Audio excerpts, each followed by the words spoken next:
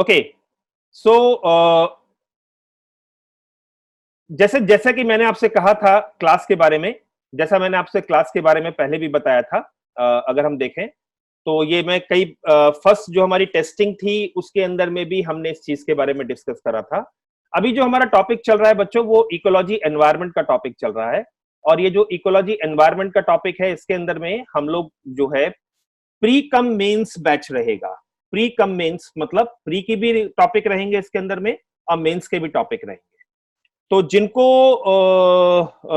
कुछ लोगों ने जैसे मुझे चैट के अंदर में मैसेज डाला कि सर प्री की तैयारी या मेंस की तैयारी, आप लोग ध्यान रखिएगा, आप लोगों का जो बैच है जिसको आपने ज्वाइन करा है वो फाउंडेशन कोर्स बैच है।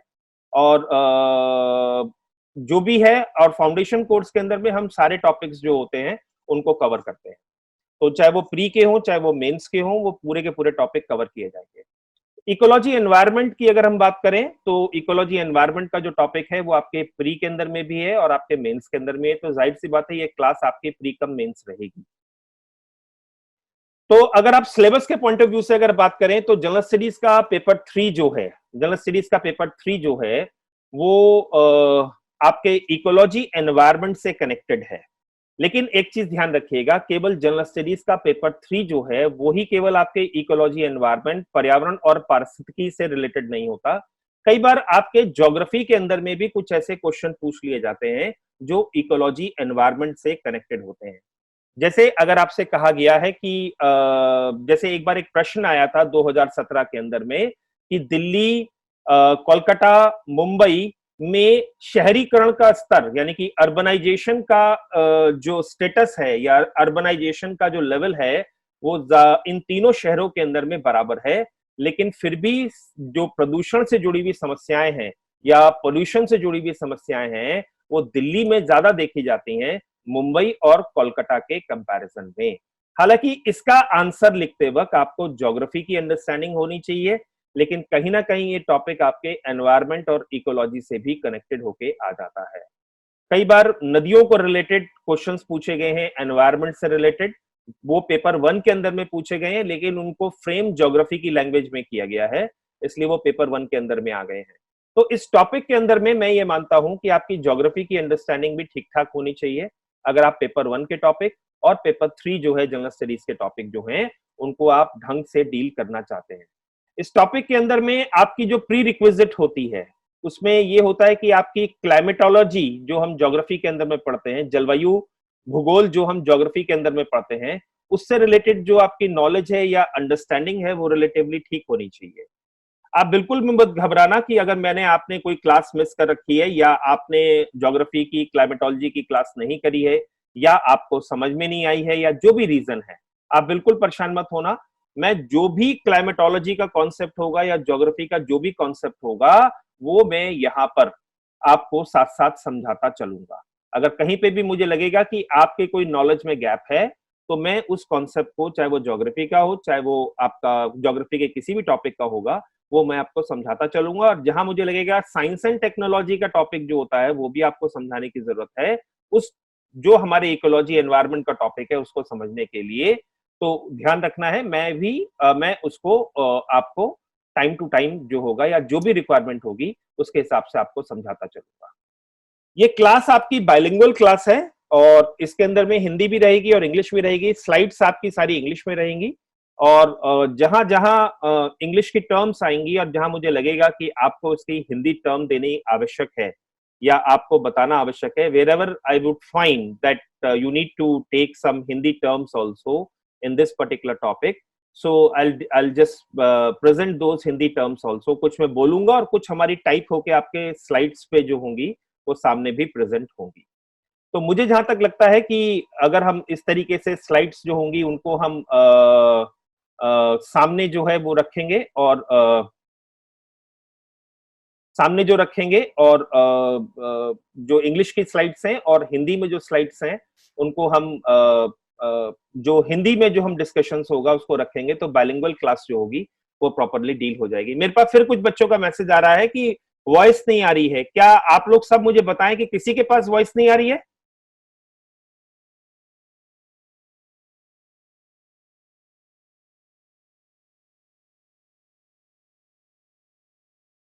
देखो मेरे पास सब बच्चों ने मैसेज करके डाला है कि सबको क्लियरली आवाज आ रही है। अगर किसी को नहीं आ रही है तो वो उसके एंड पर प्रॉब्लम है, वो उसके एंड पर प्रॉब्लम है, मेरे एंड पे कोई प्रॉब्लम नहीं है। इसलिए आप प्लीज अपने फोन को, मोबाइल नेटवर्क को, इन सबको चेक करिए, कहीं ना कहीं उसके अंदर में कुछ प्रॉब्लम होगी, या आपका हेडफोन जो आपने लगा रखा है उसमें कुछ प्रॉब्लम होगी। ओके, तो आप लोग जो भी, अगर आपके नेटवर्क की प्रॉब्लम है तो वो आप अपने एंड पे मैनेज करिए सब लोग। और क्योंकि मेरे यहां से सबको आवाज क्लियर जा रही है, जो अब यहाँ पे डिलीवर कर रहे हैं वो सबको क्लियर जा रही है, वीडियो और ऑडियो बिल्कुल ऑल क्लियर है, इधर की तरफ से कोई प्रॉब्लम नहीं है। चलिए, मैं अभी दो स्टूडेंट्स और हैं, उनको भी एडमिट कर लेते हैं। तो कुछ लोग हमारे लेट लतीफ हैं, गीता कुमारी जो हैं वो देर से जागी हैं, तो उनको याद आया कि आज क्लास है हमारी 12 बजे से, तो चलो चलते हैं। तो ये पेपर जो है, जो ये क्लास है, इसके अंदर में अगर हम देखें तो इस क्लास के अंदर में अगर हम देखें तो प्री और मेंस जो होगा, दोनों के टॉपिक जो होंगे उसको हम डिस्कस करेंगे प्री और मेंस के अंदर में। तो जनरल स्टडीज का जो पेपर 3 है, अगर हम जनरल स्टडीज के पेपर 3 की अगर हम बात करें तो जनरल स्टडीज 3 जिसको कहते हैं, और इन कंटिन्यूएशन के अंदर में ये इन कंटिन्यूएशन के अंदर में ये पेपर 4 हो जाता है। ये आपके 250 मार्क्स का पेपर है, 250 मार्क्स का पेपर है, और जिसके अंदर में आपके कई सारे टॉपिक हैं। आपका एक साइंस एंड टेक्नोलॉजी का टॉपिक होता है जो आप करते हैं उस चीज से रिलेटेड। इकोनॉमिक डेवलपमेंट मतलब जिसको आप इकोनॉमिक्स के सेक्शन के अंदर में पढ़ते हैं उसके अंदर में होता है। और एक आपका बायोडाइवर्सिटी और एनवायरनमेंट का जो टॉपिक है वो आपका होता है। एक टॉपिक आपका इंटरनल सिक्योरिटी का होता है, और एक टॉपिक आपका डिजास्टर मैनेजमेंट का होता है। ओके, तो मैं जो डील करूंगा बच्चों, मैं जो आपके टॉपिक डील करूंगा वो आपका ये जो सेक्शन है आपका, वो मैं आपका डील करूंगा। मैंने इस पर्टिकुलर सेक्शन को बोर्ड भी कर दिया है, और अगर किसी को मतलब डाउट है कि मैं कौन सा सेक्शन करूंगा तो वो ये देख लेगा इस चीज को। अब इसके अंदर में एक चीज और है, जो हमारा यूपीएससी, हम प्रीलिम्स की अगर हम बात करते हैं तो उसके अंदर में भी अगर आप देखेंगे तो इकोलॉजी एनवायरनमेंट जो होता है उससे रिलेटेड जो टॉपिक होता है वो आपके सामने प्रेजेंट होता है। इकोलॉजी, एनवायरनमेंट, इकोलॉजी, बायोडाइवर्सिटी और क्लाइमेट चेंज। और ध्यान रखना है कि आपको इसके अंदर में कोई सब्जेक्ट का स्पेशलाइजेशन करने की जरूरत नहीं है। अगर आप ये सोचें कि आपको कोई सब्जेक्ट का स्पेशलाइजेशन करना है तो वो इस पर्टिकुलर एरिया के अंदर में आपको जरूरत नहीं है। आप बिना स्पेशलाइजेशन के भी इसको समझ सकते हैं। ऐसा नहीं है कि आपका बहुत अच्छी अंडरस्टैंडिंग होगी उस पर्टिकुलर उस पर्टिकुलर टॉपिक को लेके तभी आप क्वेश्चन को अटेम्प्ट कर पाएंगे। अगर आपकी एक बेसिक अंडरस्टैंडिंग भी है इकोलॉजी एनवायरनमेंट की तो भी आप उस क्वेश्चन को डील कर सकते हैं।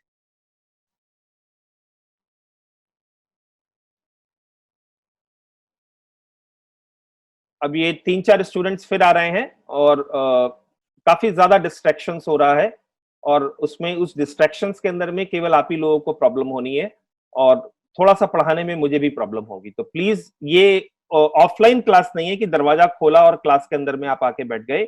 ये ऑनलाइन क्लास चल रही है। इसके अंदर में जितना ज्यादा डिस्ट्रैक्शंस मुझे चैट की फॉर्म में या इसकी फॉर्म में होगा तो थोड़ा सा क्लास लेने के अंदर में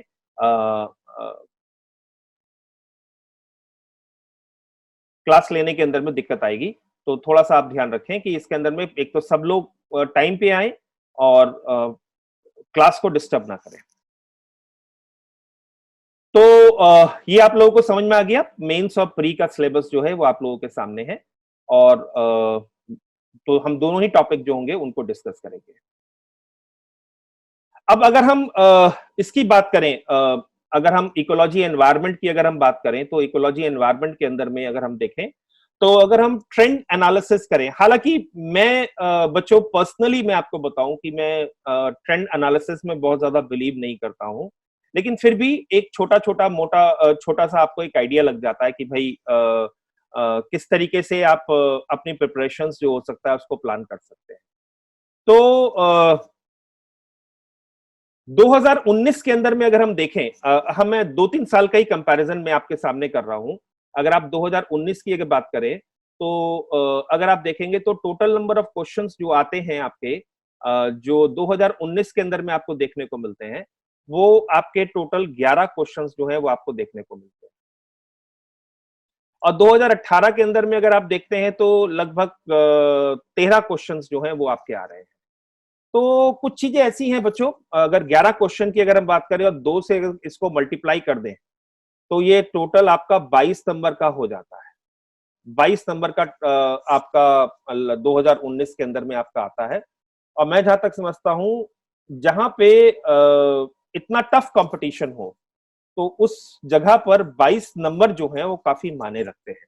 मैं ये नहीं कह रहा हूं कि आप 22 के 22 क्वेश्चन बुलसाई कराएंगे, या 12 के 22 के 11 के 11 क्वेश्चन या जो भी होंगे उनको आप कर सकते हैं। तो लेकिन ये है कि अगर ये आपके 22 क्वेश्चन का अगर हम लेके चलें तो मेरे ख्याल से अगर आप इसके अंदर में 17-18 तक स्कोर कर सकते हैं, और इसमें किया जा सकता है, ऐसा नहीं है कि आप नहीं कर सकते, इसमें किया जा सकता है। अगर आप 17-18 तक स्कोर कर लेते हैं तो काफी सही पोजीशन जो होगी वो आपकी बन जाएगी। अगर हम देखें तो एक तरफ आपको 15 मिलता है और एक तरफ आपको 18 क्वेश्चन जो हैं वो आपको मिलते हैं। तो अगर आप देखें तो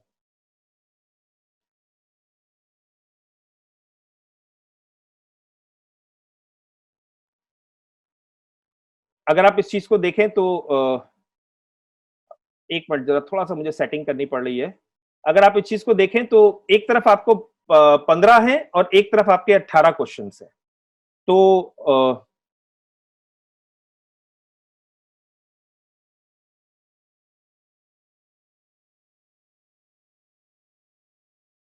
एक मिनट बच्चों, हाँ, तो एक तरफ 15 क्वेश्चन आपको दिख रहे हैं और एक तरफ आपको 18 क्वेश्चन जो हैं वो आपको आ रहे हैं। तो हम ये एक एवरेज मान सकते हैं कि 15 से लेके 18 तक के बीच में कहीं ना कहीं आपके क्वेश्चंस जो होंगे वो आपके मैच कर जाएंगे।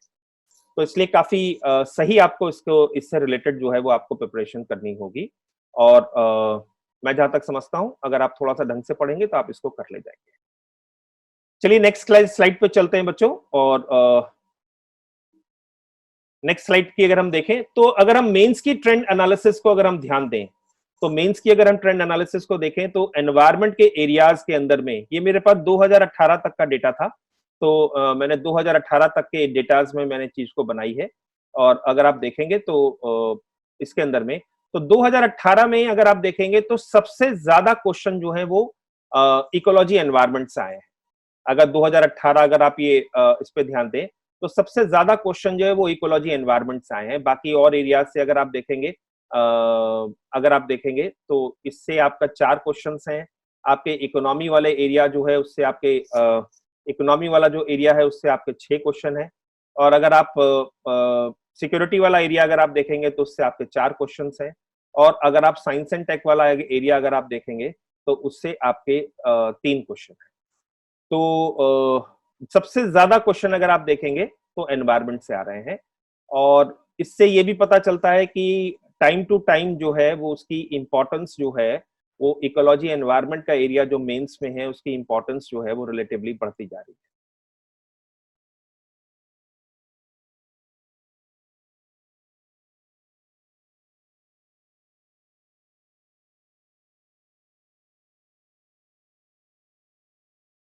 चलिए, अब इसके अंदर में हम लौट के अपने टॉपिक पे आते हैं और इसको शुरू करते हैं टॉपिक को अपने। और अगर हम आगे की तरफ चलते हैं इसी क्रम के अंदर में तो हम देखेंगे कि जो हमारे पास टॉपिक है या जो उसका सिलेबस है, अगर हम देखेंगे तो सिलेबस कुछ इस तरीके का है। एक जो टॉपिक है जो आपको डील करना है वो इस तरीके से है, general issues on ecology and environment. ये पहला टॉपिक है आपका। इसके अंदर में जितने भी बेसिक कॉन्सेप्ट्स हैं इकोलॉजी एनवायरनमेंट के, आप उसको समझने की कोशिश करेंगे। जो भी हमारी बेसिक टर्म्स होती हैं उनको आप समझने की कोशिश करेंगे। ये पूरा का पूरा ये पहला जो यूनिट रहेगी, हमारी क्लास भी पहली यूनिट से ही शुरू होगी, जिसके अंदर में इकोसिस्टम क्या होता है, टाइप्स ऑफ इकोसिस्टम क्या होता है, उनके क्या रोल होते हैं, इकोलॉजी और एनवायरनमेंट से रिलेटेड जो भी बेसिक कॉन्सेप्ट्स होते हैं जो आपको आगे बढ़ने के लिए जरूरी हैं, वो सारे के सारे इस पर्टिकुलर यूनिट के अंदर में हम लोग डिस्कस करेंगे। एज सच अगर हम यूपीएससी का सिलेबस और प्री और मेंस का अगर हम दोनों का चेक करें तो दोनों के अंदर में अगर हम चेक करें तो बहुत ज्यादा वेल डिफाइंड सिलेबस नहीं है। लेकिन फिर भी जो भी सिलेबस डिफाइंड है उसको हमने इलाबोरेट करके अपने लेवल पे एक सिलेबस बना रखा है और हम उसी सिलेबस के हिसाब से आपको पढ़ाएंगे। तो general issues of on environment and ecology को हम पहला हमारा टॉपिक होगा। दूसरा टॉपिक की अगर हम बात करें तो दूसरा टॉपिक जो होगा वो हमारा रिलेटेड टू पोल्यूशन होगा, जिसपे क्वेश्चंस भी जो है वो रिलेटिवली आजकल काफी पूछे जा रहे हैं।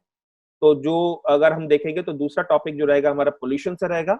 तीसरा टॉपिक हमारा बायोडाइवर्सिटी के साथ रहेगा। ये टॉपिक आपका ज्योग्राफी के साथ भी ओवरलैप करता है, ज्योग्राफी के साथ भी कई बार ओवरलैप करता है, तो उसको आपको ध्यान देना है। और अगर आपकी ज्योग्राफी के अंदर में टॉपिक पढ़ा हुआ है तो आपको इधर आपको समझने में आसानी रहेगी, लेकिन आपने नहीं भी पढ़ा है तो भी मैं जो रिक्वायरमेंट है ज्योग्राफी की नॉलेज की वो साथ साथ मैं आपको बताता रहूंगा इसके अंदर में, और आपको समझाता भी रहूंगा। फिर चौथा टॉपिक अगर हम देखेंगे तो कंजर्वेशन से रिलेटेड है, conservation of natural resources. Conservation of natural resources का मतलब यह है कि कंजर्वेशन ऑफ नेचुरल रिसोर्सेज का कि जो भी हमारे प्राकृतिक संसाधन हैं, चाहे वो मृदा संसाधन हो, चाहे वो जल संसाधन हो, चाहे वो ऊर्जा संसाधन हो, हमारे जो भी प्राकृतिक संसाधन है उनके कंजर्वेशन से रिलेटेड हो, चाहे वो वन्य जीव संसाधन हो, चाहे वो वनस्पति से जुड़े हुए संसाधन हो, और उन संसाधनों को लेके हमने क्या क्या नीतियां बनाई हैं और उनके संरक्षण के तरीके क्या क्या हो सकते हैं, हम इस पर्टिकुलर टॉपिक के अंदर में डिस्कस करेंगे।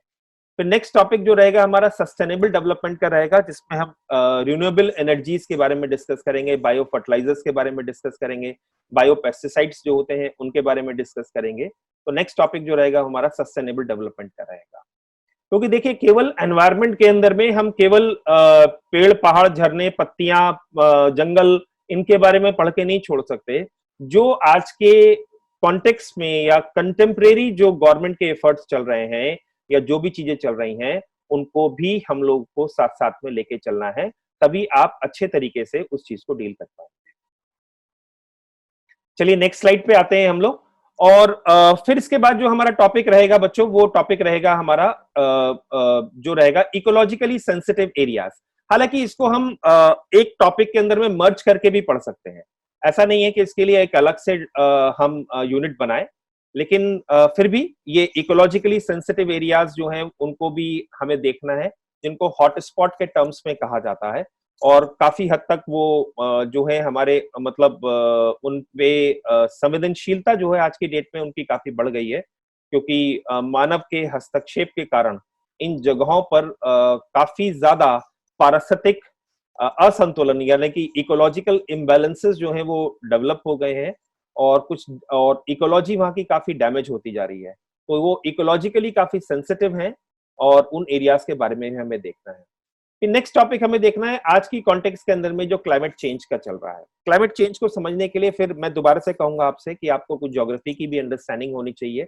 अगर आपको प्रेशर बेल्ट्स पता है, विंड्स का मूवमेंट आपको पता है, ओशनोग्राफी की आपकी अंडरस्टैंडिंग है, तो वो आप इस पर्टिकुलर टॉपिक को समझ जाएंगे। लेकिन अगर नहीं भी जानते हैं तो भी हम इसके अंदर में वो रिक्वायर्ड जो कॉन्सेप्ट्स होंगे ज्योग्राफी के वो हम यहाँ पे डिस्कस करेंगे। उनको डिस्कस करने के बाद हम लोग क्या क्या हमने अंतर्राष्ट्रीय स्तर पर या अंतर्राष्ट्रीय स्तर पर हमने हमारे क्या क्या प्रयास हुए हैं इन चीजों को लेके, और अंतर्राष्ट्रीय स्तर पे क्या प्रयास हुए हैं और राष्ट्रीय स्तर पे क्या प्रयास हुए हैं, इनको देखेंगे। एक छोटे से एग्जाम्पल दे रखे हैं मैंने आपको, वो कई सारे और भी हो सकते हैं, क्योटो प्रोटोकॉल, मॉन्ट्रियल प्रोटोकॉल, और जो अभी रिसेंट क्लाइमेट चेंज समिट से रिलेटेड जितनी भी हैं, जैसे पेरिस समिट थी या सीओपी कोप के बारे में, ये सारे खतरे उनके ऑब्जेक्टिव्स क्या हैं और वो काफी हद तक कितनी सक्सेसफुल हैं। ओके, हालांकि काफी सारी जो समिट्स हो रही थी या काफी सारी जो मीटिंग्स हो रही थी, अभी जैसे कोविड का दौर रहा है एक सवा महीने का, तो हम लोग ये देख रहे हैं कि पर्यावरण जो है या हमारी जो हमारे एनवायरनमेंट जो है वो अपनी स्पेस को या अपनी अपनी जो उसकी चीजें हैं उनको दोबारा से रिकवर कर रहा है, तो अपनी स्पेस को वापस ले रहा है। तो काफी हद तक हमारे जलवायु परिवर्तन से रिलेटेड जो भी चीजें हैं या फिर हमारे और भी चीजें जो हैं वो शायद हमारे इनके डिस्कशन करने के जो तरीके हैं वो हो सकता है हमारे इस पोस्ट कोविड सिनेरियो के अंदर में उनमें परिवर्तन आ जाए। कोविड के बाद उनमें काफी सारे हमारे देखने के तरीके जो होंगे उनमें परिवर्तन आ सकता है। जैसे गंगा नदी जो है उसका जल जो है वो काफी साफ होता जा रहा है, जिसमें हमने लाखों करोड़ों रुपए जो है खर्च कर चुके हैं अब तक, और अभी तक हमें वो रिक्वायर्ड रिजल्ट्स नहीं मिले हैं।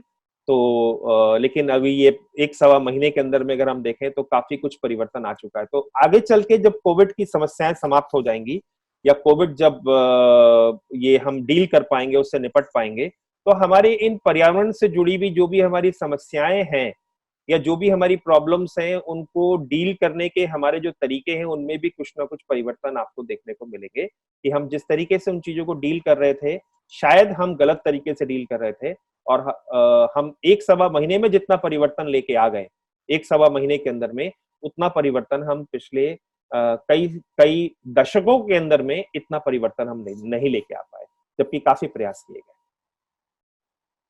ओके, फिर और इसके अंदर में अगर हम देखें तो फिर जो नेक्स्ट टॉपिक की अगर हम बात करें तो नेक्स्ट टॉपिक हमारा ये टॉपिक लास्ट ईयर के लिए काफी इंपॉर्टेंट था, law, regulatory bodies, policies at the national and international level.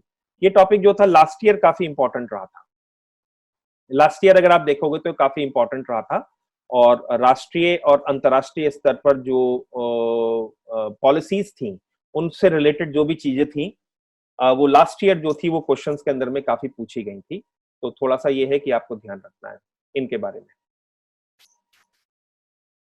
Okay, next अगर हम देखें तो हमारी inter governmental organization treaties and conventions related to climate change and biodiversity, जैसे रामसार कन्वेंशन है और भी चीजें हैं, और फिर हमें उसके बाद ऑर्गेनाइजेशंस पढ़नी है कि कितनी कौन कौन सी ऑर्गेनाइजेशंस हैं या कैसी कैसी ऑर्गेनाइजेशंस हैं जो इससे रिलेटेड हैं, वो हम इस पर्टिकुलर टॉपिक के अंदर में हम लोग पढ़ेंगे। ओके, तो हम आगे की तरफ चलते हैं। मैं जैसे मैंने आपसे पहले पिछली क्लास के अंदर में भी कुछ क्वेश्चंस एक क्वेश्चन मैं डिस्कस कर पाया था, और बहुत ज्यादा क्वेश्चन हम लोग डिस्कस नहीं कर पाए थे, लेकिन इस क्लास को शुरू करने से पहले हम कुछ क्वेश्चंस जो होते हैं उनको डील कर लेते हैं। मैं 1 मिनट का आपसे टाइम लूंगा, क्योंकि कुछ बच्चे वेटिंग के अंदर में हैं और उनको मैं एडमिट कर लेता हूं, और कुछ लोग थोड़ा सा परेशान हैं। बेटा मेरी आपसे रिक्वेस्ट है कि ये बुक कौन सा फॉलो करना है, क्या करना है, पहले तो आप लोग जिन्होंने एनोनिमस से नेम डाल रखे हैं, आप प्लीज जो आपका नाम है आप उसी नाम से एंटर करेंगे। किसी का भी अगर नाम जो है वो 7C7AF157 ये इस तरीके से कोडिंग लैंग्वेज हुई तो मैं उसको एडमिट नहीं करूंगा क्लास के अंदर में। तो जो आपका नाम है आप उसी नाम से क्लास के अंदर में एंटर करेंगे जो आपके रजिस्टर्ड नाम है। ओके, आप बिल्कुल भी इस तरीके से क्लास को ना तो डिस्टर्ब करेंगे और ना ही अननेसेसरी के क्वेश्चंस पूछ के मुझे बिल्कुल डिस्टर्ब नहीं करेंगे। जो बहुत ज्यादा क्लास के अंदर में डिस्टर्बेंस क्रिएट करेगा मैं उसको बाहर कर दूंगा इस मीटिंग रूम से, इस क्लासरूम से। ओके, तो पहला रूल ये है कि आप लोग ध्यान रखें, जो आपका नाम है उसी नाम से आप क्लास के अंदर में एंटर करेंगे। जो भी आपने अपने फॉर्म भरते वक्त यहाँ पे अपना नाम एंटर करा है यूथ डेस्टिनेशन के अंदर में, कोचिंग इंस्टीट्यूट के अंदर में, उसी नाम से अगर आपकी एंट्री होगी तो ही आपको अलाउड किया जाएगा। अदरवाइज ये इस तरीके से कोडिंग लैंग्वेज वाले नाम लेके अगर आप आएंगे तो मैं अलाउ नहीं करूंगा, क्योंकि ना तो मैं आपसे 7C7AF157 ये कोई नाम नहीं है। मैं इस तरीके से आप लोगों के साथ ये कम्युनिकेट करने में बहुत दिक्कत होगी, तो इसलिए थोड़ा सा ध्यान रखें इसके बारे में। ओके, सो अब इस क्वेश्चन के अंदर में हम लोग आते हैं बच्चों। इस क्वेश्चन को अगर हम देखें तो इस क्वेश्चन के अंदर में बहुत सिंपल क्वेश्चन है। ये क्वेश्चन के लिए बहुत ज्यादा आप लोगों को बहुत ज्यादा डिटेल में अंडरस्टैंडिंग होने की जरूरत नहीं है। अगर आप थोड़ा सा बेसिक मीनिंग इन सितु का भी जानते हैं तो भी आप इस क्वेश्चन को समझ सकते हैं कि कौन सा स्वस्थानी। बच्चों होता क्या है कि जब हम संरक्षण की बात करते हैं, जब हम कंजर्वेशन की बात करते हैं, तो जब हम कंजर्वेशन की बात कर रहे होते हैं तो कंजर्वेशन के दो तरीके होते हैं। कंजर्वेशन के दो तरीके होते हैं। एक तो तरीका ये होता है कि हम लोगों को उनके जो भी जीव होते हैं या जिसका भी हम कंजर्वेशन कर रहे होते हैं, चाहे वो वनस्पति हो चाहे वो वन्य जीव हो, उनका अगर हम कंजर्वेशन की बात कर रहे होते हैं तो उनके दो तरीके होते हैं। एक तो तरीका कहलाता है इन सितु कंजर्वेशन। इन सितु का मतलब होता है स्वस्थाने, यानी कि जो चीज जहां पे रहती है, यानी कि जहां पे उसका प्राकृतिक आवास है, वहां पे ही उसका कंजर्वेशन कर दिया जाता है। Means the conservation of that organism और फ्लोरा एंड फौना का जो कंजर्वेशन होता है वो उसके हैबिटाट में ही किया जाता है, यानी कि जो उसका आवास होता है वहीं पे ही उसका कंजर्वेशन किया जाता है। ओके, दूसरा तरीका होता है जिसको हम बोलते हैं एक्स सितु, बहिर्स्थाने। एक्स सितु का मतलब होता है कि जब हम कंजर्वेशन करने के लिए, मान लीजिए कोई एक जीव है, मान लीजिए शेर है, वो अपने प्राकृतिक आवास में जीवित नहीं रह सकता, या उसके प्राकृतिक आवास के अंदर में जीवित रहने के लिए जो भी उसको आवश्यक चीजें हैं वो संभव नहीं है, या उसकी जनसंख्या जो है वो काफी कम हो चुकी है। तो उसकी जनसंख्या काफी कम हो चुकी है, तो जो हो सकता है उसको उस पे आश्रित होने वाले जीव उसकी जनसंख्या को समाप्त कर दे। तो कई बार ऐसा होता है कि उसको एक कंट्रोल्ड एनवायरनमेंट के अंदर में उसको रखा जाता है और उसकी जनसंख्या वृद्धि की जाती है। तो इसको कहा जाता है एक्स सितु मेथड। तो इन सितु और एक्स सितु दो तरीके के कंजर्वेशन मेथड होते हैं। अगर हम बायोस्फीयर रिजर्व की अगर हम बात करें तो बायोस्फीयर रिजर्व भी क्या होता है, इन सितु होता है, जो प्राकृतिक आवास होता है उसी के अंदर में ही बायोस्फीयर रिजर्व को बनाया जाता है। राष्ट्रीय उद्यान की अगर हम बात करें तो वो भी राष्ट्रीय उद्यान भी कोई अलग से नहीं बनाया जाता, जो प्राकृतिक आवास होता है उसी के अंदर में राष्ट्रीय उद्यान की स्थापना की जाती है। और वाइल्ड लाइफ सेंचुरीज जो होती हैं वो भी जो प्राकृतिक आवास होता है या जो नेचुरल हैबिटेट होता है किसी भी फ्लोरा और फौना का, उसी के अंदर में ही कंजर्वेशन किया जाता है। तो अगर हम देखें बायोस्फीयर रिजर्व नहीं होगा यहाँ पे, ठीक है, बायोस्फीयर रिजर्व जो है वो इन सितु है, नेशनल पार्क जो है वो इन सितु है, वाइल्ड लाइफ सेंचुरी इन सितु है। लेकिन आपसे क्वेश्चन पूछा गया नॉट इनमें, यानी कि इनमें से कौन सा इन सितु नहीं है। तो जाहिर सी बात है आपका जो आंसर हो जाएगा वो बॉटनिकल गार्डन जो होगा वो हो जाएगा, क्योंकि तो तीन ऑप्शन आपके एलिमिनेट हो जाते हैं। और वनस्पति उद्यान जो होते हैं वो एक कंट्रोल एनवायरनमेंट के अंदर में होते हैं, और जिसके अंदर में दो तरीके के हम फ्लोरा एंड फौना से कनेक्टेड हम एक एक्स सितु मेथड होते हैं, जैसे हम कहते हैं नेशनल बॉटनिकल गार्डन जो कोलकाता में है, और इसी तरीके से हम बोलते हैं इसी तरीके से हम कहते हैं नेशनल जोलॉजिकल पार्क जो है, इसी तरीके से बनाए जाते हैं। तो फ्लोरा एंड फौना के पर्पज से, जिसको हम नॉर्मली जू जैसे कहते हैं ना, चिड़ियाघर जा रहे हैं, तो चिड़ियाघर क्या है, वहां पे जीव होते हैं, तो जीव को कंजर्वेशन किया जाता है, साथ ही साथ लोगों को उनके बारे में जानकारी भी दी जाती है। आप मनोरंजन के लिए जाते हैं, लेकिन मेन उद्देश्य उनका यही होता है कि वन्य जीवों के बारे में उन आपको जो उपयुक्त जानकारी हो सकती है वो आपको प्रदान की जाए। नीलोफर सैफी, नीलोफर सैफी जो है वो थोड़ा सा लेट आई हैं, और आपसे रिक्वेस्ट है कि आप टाइम पे आए। नीलोफर सैफी क्लियर है आप लोगों को?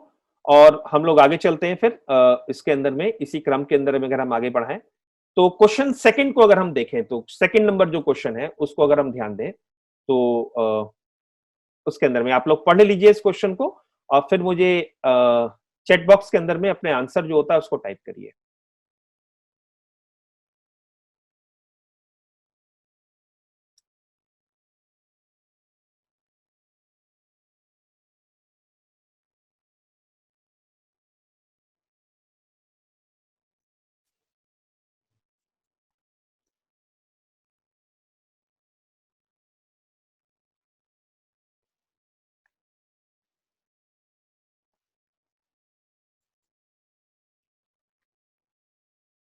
चलिए इसका डिस्कशन कर लेते हैं हम लोग, टाइम कर दे, इसको मैं आगे चलते हैं, इसका हम डिस्कशन कर लेते हैं। आप प्लीज कोई भी टाइप मत करिएगा, और मैं इसका डिस्कशन कर लेता हूं।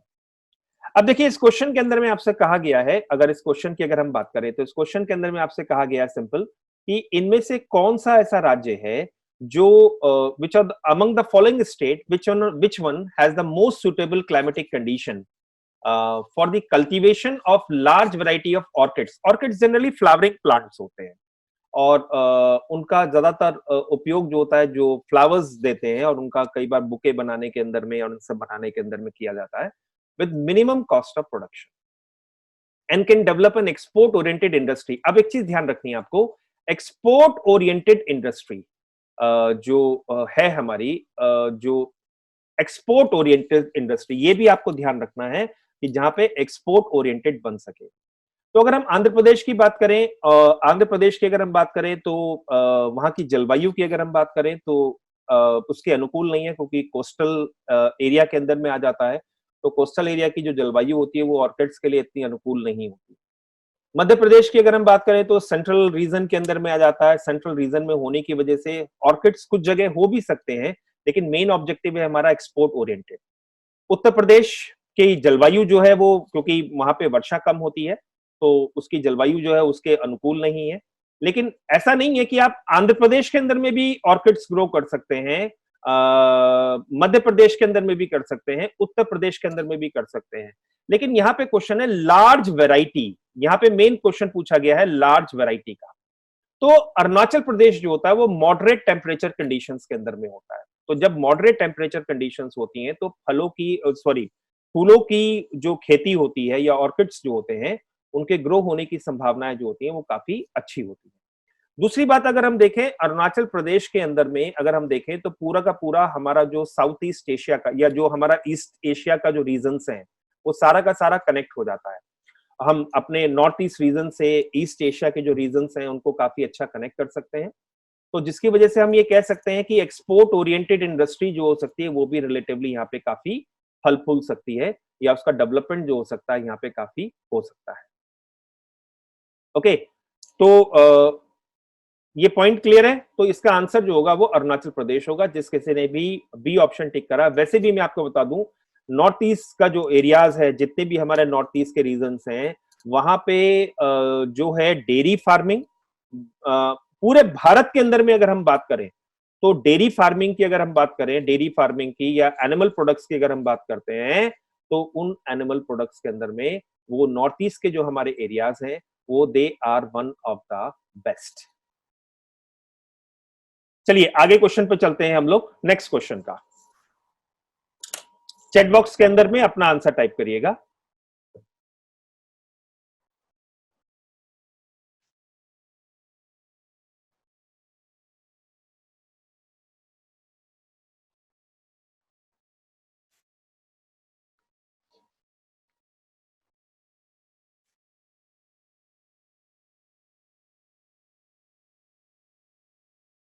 चलिए टाइम अप हो गया। जिन्होंने टाइप नहीं करा अभी तक, चलिए वो आप टाइप करना बंद कर दें। अब इस क्वेश्चन के अंदर में अगर बच्चों हम लोग देखते हैं तो ये भी इस तरीके के क्वेश्चन भी होता है, कई बार पूछ लिए जाते हैं आपसे कि भाई आपको भारत के अंदर में मिलने वाले विभिन्न प्रकार के जो जीव हैं वो पूछ लेते हैं, और कई बार ये पूछ लेते हैं कि वो नेचुरली भारत के अंदर में पाए जाते हैं, यानी कि उनका प्राकृतिक आवास अगर हम देखें वो भारत के अंदर में है या नहीं है, या भारत में प्राकृतिक तौर पर वो पाए जाते हैं या नहीं पाए जाते हैं।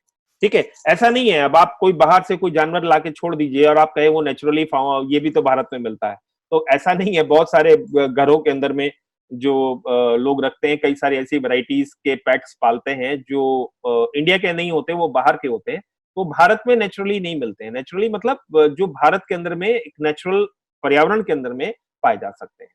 ठीक है, तो अगर हम ब्लैक नेक क्रेन की अगर हम बात करें, ब्लैक नेक क्रेन की अगर हम बात करें तो अगर हम देखें तो आपसे कहा गया है कि which of the above are naturally find. अब इस क्वेश्चन को करने के लिए फ्लाइंग स्क्विरल का नाम कई बार आता है अखबारों के अंदर में, तो 3 तो ऐसा है जो भारत के अंदर में पाया ही जाता है, मतलब ये तो 3 तो है ही। और अगर आपको ये पता है कि चीता जो है वो भारत के अंदर में नहीं पाया जाता, चीता जो है वो भारत के अंदर में नहीं पाया जाता, और चीता अब नहीं पाया जाता, वो एक्सटिंक्ट हो चुका है। जब आपसे क्वेश्चन पूछा गया है कि नेचुरली फाउंड इन इंडिया, तो नेचुरली फाउंड का मतलब जो आज आपको मिलते हैं, जो ऐसी चीजें जो आज आपको मिलते हैं जो नेचुरली फाउंड इन इंडिया, ये आपसे क्वेश्चन पूछा गया है। तो चीता जो था वो पहले था, अब जब अंग्रेजों ने उसका शिकार काफी किया तो वो एक्सटिंक्ट हो चुका है भारत के अंदर में, भारत के अंदर में नहीं पाया जाता। तो ये जो है ये इसके अंदर में नहीं होगा, तो ऑप्शन 2 तो नहीं होगा। तो अगर 2 नहीं होगा तो ये ऑप्शन कैंसिल हो गया आपका, और ये ऑप्शन कैंसिल हो गया। 2 नहीं है तो ये ऑप्शन कैंसिल हो गया, और ये ऑप्शन भी आपका कैंसिल हो गया। तो जाहिर सी बात है आपका आंसर जो होगा वो ऑप्शन बी हो जाएगा 1, 3, 4। तो स्नो लेपर्ड हिमालयाज के अंदर में मिलता है, ब्लैक नेक क्रेन भी अगर आप नहीं भी जानते हैं, मान लीजिए ब्लैक नेक क्रेन जो है वो कहां पे मिलती है, अगर आप नहीं भी जानते हैं तो भी आप ऑप्शंस को एलिमिनेट करके आप क्वेश्चन को सॉल्व कर सकते हैं, क्योंकि ये तो आपको पता है कि चीता भारत के अंदर में नहीं पाया जाता। तो जब चीता नहीं पाया जाता तो कौन कौन से ऑप्शन एलिमिनेट हो जाते हैं वो आप एलिमिनेट कर दीजिए, और उसके बेसिस पे आप आंसर को कर सकते हैं। ये 2012 के अंदर में एक क्वेश्चन आया था, तो इसलिए बिल्कुल भी क्वेश्चन देख के घबराने की जरूरत नहीं है। कई बार ऐसा होता है आप क्वेश्चन को बाय एलिमिनेशन जो हो सकता है, आप उस क्वेश्चन को सॉल्व कर सकते हैं।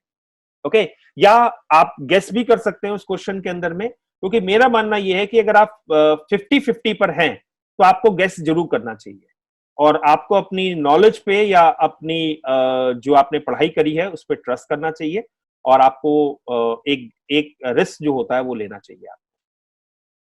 ओके, चलिए अब इसके बाद एक नेक्स्ट क्वेश्चन को हम लोग देखते हैं। एक नेक्स्ट क्वेश्चन है आपका, consider the following, consider the following, जिसके अंदर में अगर हम देखें तो आप लोग पढ़ लीजिए, मैं चैट बॉक्स के अंदर में देखता हूं कि आप लोगों ने क्या क्या आंसर दिए हैं।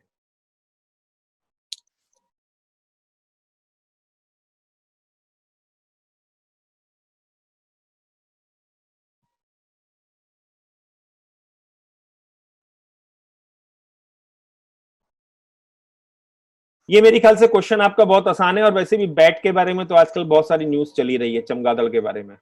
ठीक है, आपको कई बार न्यूज भी आई कि लोगों ने कहा चमगादड़ों को खत्म कर दो, लेकिन फिर बाद में जो इकोलॉजिस्ट थे उन्होंने कहा था चमगादड़ आप खत्म कर दोगे तो मानव का अस्तित्व भी समाप्त हो जाएगा।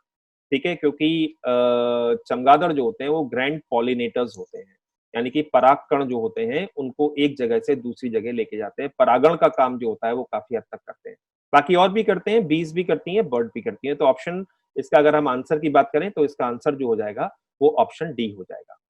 ओके, तो ऑप्शन डी, बहुत सिंपल सा क्वेश्चन आया था आपका, तो इसका आंसर जो होगा वो ऑप्शन डी हो जाएगा। चलिए नेक्स्ट क्वेश्चन पे आते हैं हम लोग, नेक्स्ट क्वेश्चन को देखते हैं हम लोग, नेक्स्ट क्वेश्चन को सॉल्व करने की कोशिश करते हैं।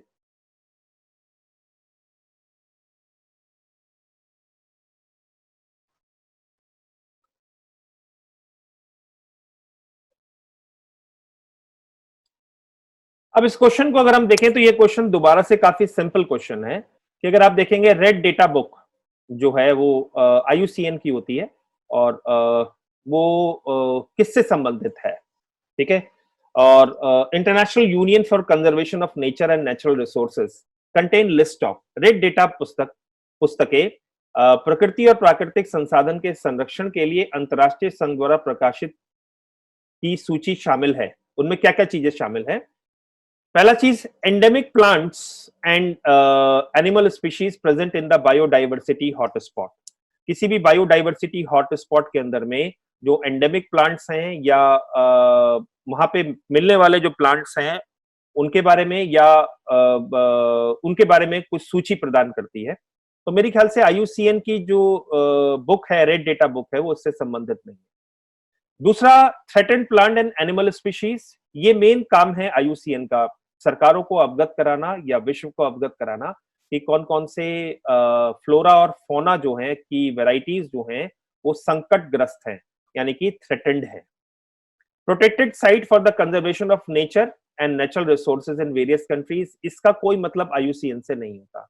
तो जब हम कंजर्वेशन के बारे में पढ़ेंगे और अंतरराष्ट्रीय प्रयासों के बारे में पढ़ेंगे तब हम IUCN के बारे में डिस्कस करेंगे, और IUCN से रिलेटेड जो टॉपिक है IUCN के बारे में आपके सिलेबस के अंदर में भी प्रॉपरली मेंशन है।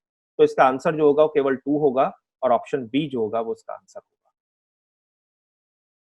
ओके, चलिए अब नेक्स्ट क्वेश्चन पे आते हैं हम लोग।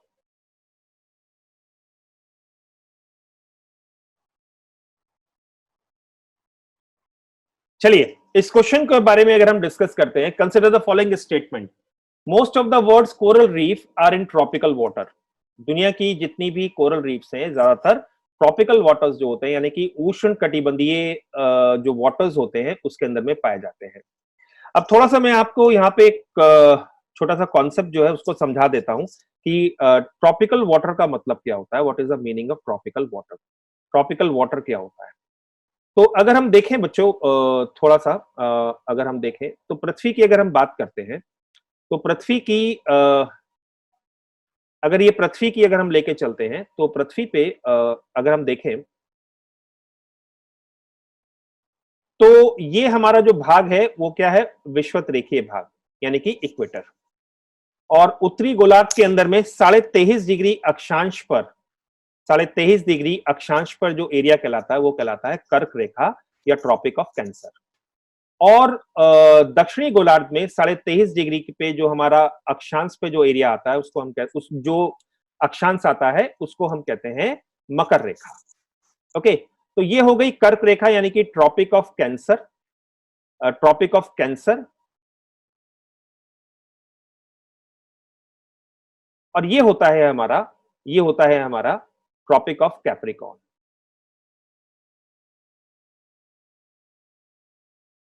ये दोनों, और इन दोनों के बीच का जो क्षेत्र होता है, इन दोनों के बीच का जो क्षेत्र होता है, जनरली उसको हम उष्ण कटिबंधीय क्षेत्र कहते हैं। व्यवहारिक तौर पर ये 23.5 से 23.5 उत्तर से 23.5 दक्षिण के बीच में ही नहीं होता। व्यवहारिक तौर पे अगर हम देखें तो 30 डिग्री उत्तर से लेके 30 डिग्री दक्षिण के बीच का जो क्षेत्र होता है उसको ट्रॉपिक ऑफ कैंसर के नाम से जाना जाता है, ट्रॉपिकल एरिया के नाम से जाना जाता है, या उष्ण कटिबंधीय क्षेत्र जो होता है उसके नाम से जाना जाता है। ज्यादातर जो कोरल रीफ्स होती हैं उनको एक निश्चित तापमान की आवश्यकता होती है।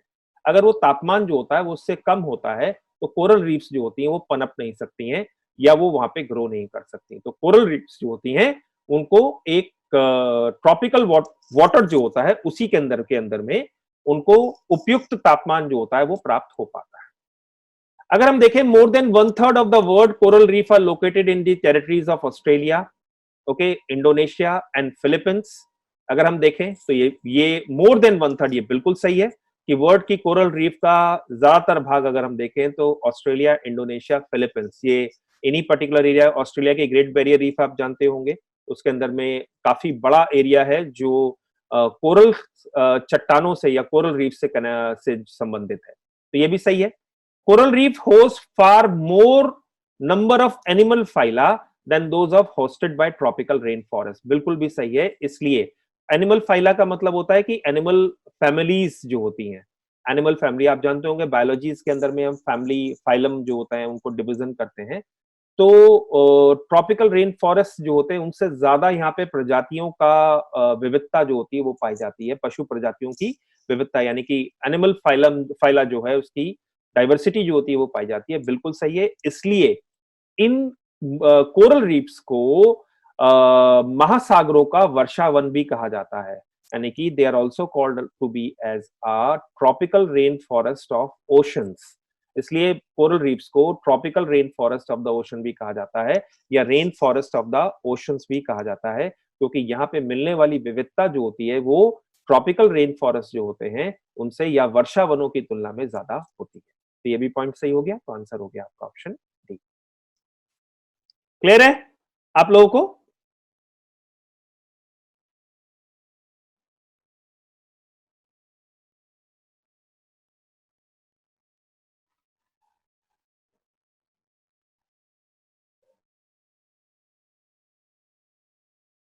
चलिए इस क्वेश्चन को देख लीजिए। कार्बन फर्टिलाइजेशन, इस कॉन्सेप्ट को जो होगा हम लोग डिस्कस करेंगे जब हम क्लास को शुरू करेंगे, और हमारे जो जब इससे रिलेटेड टॉपिक आएगा तो उसको हम डिस्कस करेंगे। एक टर्म होती है कार्बन फर्टिलाइजेशन, ठीक है, ये 2018 में या 17 में आईएएस में एग्जाम में अंदर में आया था। कार्बन फर्टिलाइजेशन क्या कहलाता है? कार्बन फर्टिलाइजेशन का सिंपल मतलब यही होता है कि कार्बन डाइऑक्साइड जो होती है, जब जैसे जैसे जलवायु परिवर्तन हो रहा है, और जलवायु परिवर्तन के साथ साथ अगर हम देखें तो हमारी कार्बन डाइऑक्साइड जो है उसकी मात्रा जो है वो तुलनात्मक तौर पर बढ़ती जा रही है। और आप जानते हैं जितनी ज्यादा कार्बन डाइऑक्साइड के ज्यादा होने की वजह से ग्रीन हाउस इफेक्ट, जिसको हम हरित गृह प्रभाव जो होते हैं कहा जाता है, उसकी संभावनाएं जो होंगी या उसका रेट जो होगा वो भी तुलनात्मक तौर पर बढ़ जाएगा। तो जनरली क्या होता है कि कुछ जगहों पे अगर हम देखें प्लांट्स जो होते हैं उनके लिए एक आइडियल कंडीशन भी बन जाती है, क्योंकि जब कार्बन डाइऑक्साइड की मात्रा बढ़ जाती है तो प्रकाश संश्लेषण यानी कि फोटोसिंथेसिस जो होता है, जो वो करते हैं, उसकी भी दर जो होती है वो बढ़ जाती है।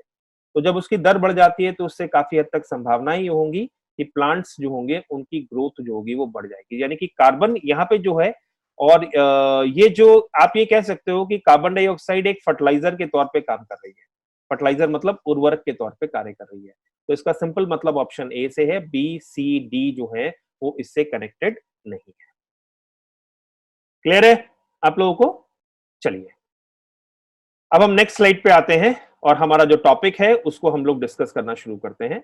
और मेरे ख्याल से अभी ये मैं थोड़ा सा क्वेश्चंस आज मैंने इसलिए आपके साथ डिस्कस करे थे क्योंकि मुझे लग रहा था कि कुछ स्टूडेंट्स जो होंगे वो देर से आएंगे या देर से एंट्री करेंगे, और इस चीज को ध्यान में रखते हुए तो मैंने थोड़ा सा टॉपिक जो है स्ट्रेच करा है, ताकि मैं आपके साथ इनिशियली प्रीवियस ईयर के क्वेश्चंस जो होते हैं उनको डिस्कस कर सकूं, और फिर उसके बाद जो हमारा टॉपिक होता है वो हम शुरू कर सकें।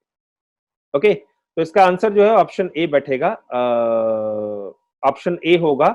और इसका आंसर, चलिए अब हम नेक्स्ट पे चलते हैं। अब इंपॉर्टेंट कॉन्सेप्ट्स जो हैं, हम आज की क्लास के अंदर में जो हमारा टाइम है उसके अंदर में हम जो इंपॉर्टेंट कॉन्सेप्ट्स हैं उनको डिस्कस करने की कोशिश करेंगे क्लास के अंदर में। और आज ज्यादा तो डिस्कस नहीं हो पाएंगे, लेकिन जितना भी डिस्कस होगा उसको हम लोग कर लेते हैं।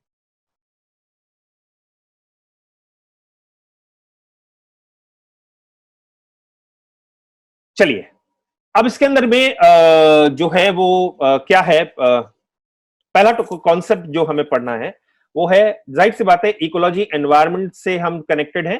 तो इकोलॉजी एनवायरनमेंट के से सब हम कनेक्टेड है, तो सबसे पहला वर्ड जो हमारे सामने आता है वो एनवायरनमेंट ही आता है, यानी कि पर्यावरण क्या है, पर्यावरण का अर्थ क्या है।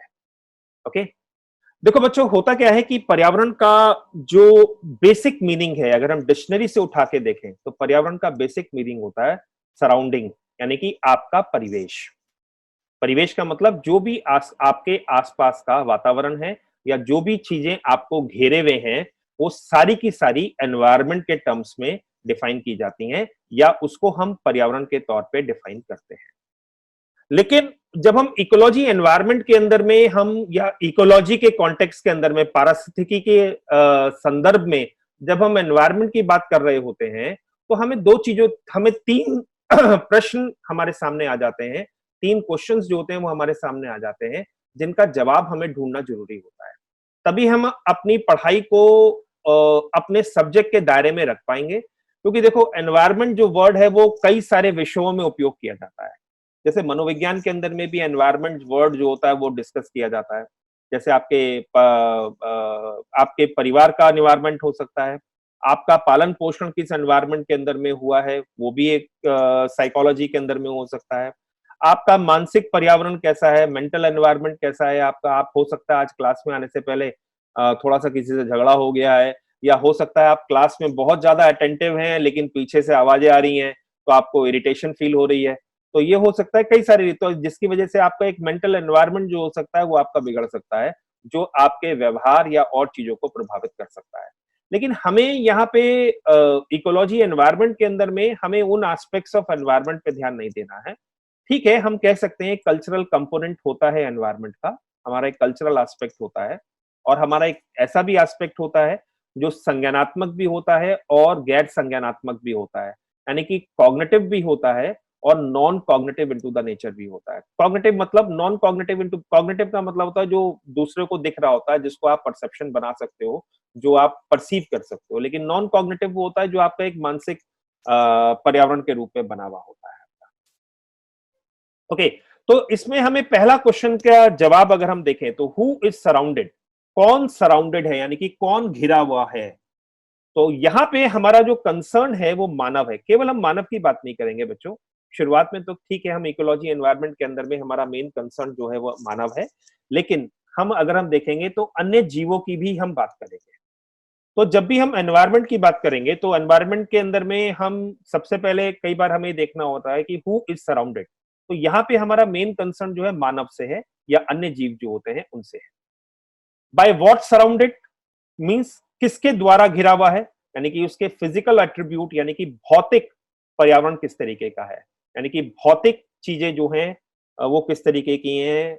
लैंड हुआ, जलवायु हुई, या जल हुआ, ये सारी चीजें इन सबसे कनेक्टेड है। और वो कहां पर सराउंडेड है, मतलब किस स्थान पर सराउंडेड है, अर्थात जो उसका हैबिटाट है, यानी कि जिस जगह वो सराउंडेड है वो उसका हैबिटाट कहलाता है, या वो उसका आवास कहलाता है। ठीक है, सो पहला क्वेश्चन का जवाब, हु इज सराउंडेड, कौन घिरा हुआ है, मानव। बाय व्हाट सराउंडेड, भौतिक चीजों से, भौतिक विशेषताओं से वो घिरा हुआ है। और भौतिक विशेषताओं में मानव निर्मित भी हो सकती हैं और प्राकृतिक भी हो सकती हैं। भौतिक विशेषताएं दोनों हो सकती हैं। ठीक है, जैसे आपकी बिल्डिंग हुई, आपके शहर हुए, वो सब भौतिक है। तो ही means we are surrounded by physical attributes, and these physical attributes may be man made और may not be man made. Okay, so दोनों तरीके से ले सकते हैं हम। वेयर सराउंडेड, जहां वो सराउंडेड होती है वो उसका स्थान कहलाता है, या वो उसका स्पेस कहलाता है, या वो उसका हैबिटाट कहलाता है। क्लियर है पॉइंट? ओके। तो अगर आप देखें मींस एनवायरनमेंट की अगर हम बात करें, तो एनवायरनमेंट का अगर हम टोटल अगर हम देखें, तो sum total of all conditions and influences that affects the development of the organism. Means उन सभी चीजों को जो एक जीव के विकास को प्रभावित करने वाली जितनी भी दशाएं होती हैं, ओके, वो सारी की सारी पर्यावरण के अंदर में आती है। हमारे प्रभावित करने वाली जितनी भी चीजें हो सकती हैं, वो आपके पर्यावरण के अंदर में आ सकती है। अब मानव के अंदर में उस जो कोविड है, अब कोविड भी हमारे पर्यावरण का भाग है। कोविड जो है, कोविड-19 जिसकी हम बात कर रहे हैं, वो भी हमारा एक पर्यावरण का भाग है।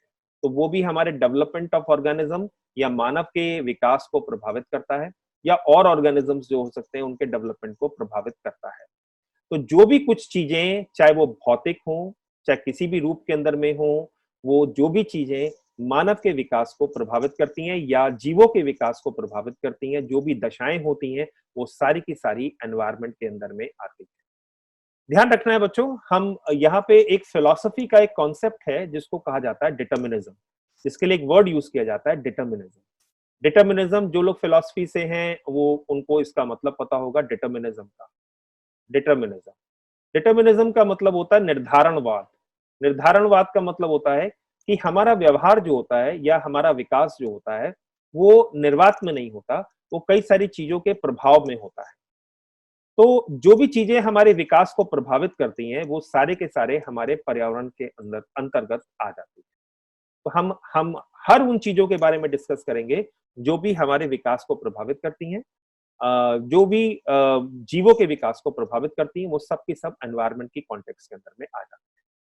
अब एनवायरनमेंट की अगर हम बात करें, तो जनरली एनवायरनमेंट के 3 प्रकार के कंपोनेंट होते हैं एनवायरनमेंट के अंदर में। इन कंपोनेंट को आप एक सेपरेट एनवायरनमेंट भी बोल सकते हैं।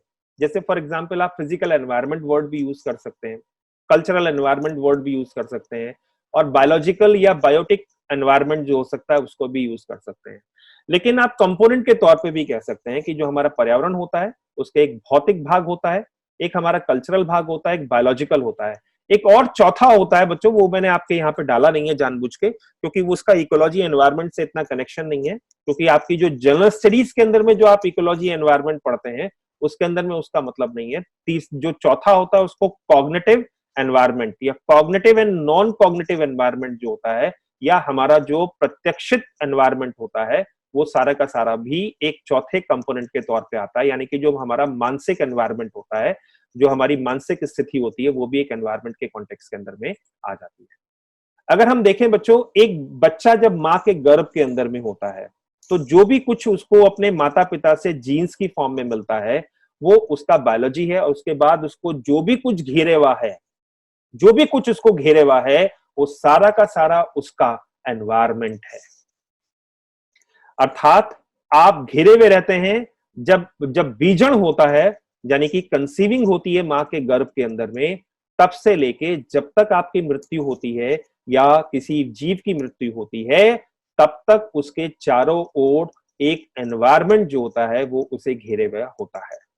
अब ये जो एनवायरनमेंट हो सकता है वो फिजिकल कैटेगरी का हो सकता है, या उसका फिजिकल कंपोनेंट हो सकता है, उसका कल्चरल कंपोनेंट हो सकता है, और बायोलॉजिकल कंपोनेंट हो सकता है, और तीनों हो सकते हैं। जनरली एक एक बार में तीनों कंपोनेंट जो होते हैं वो उपस्थित होते हैं।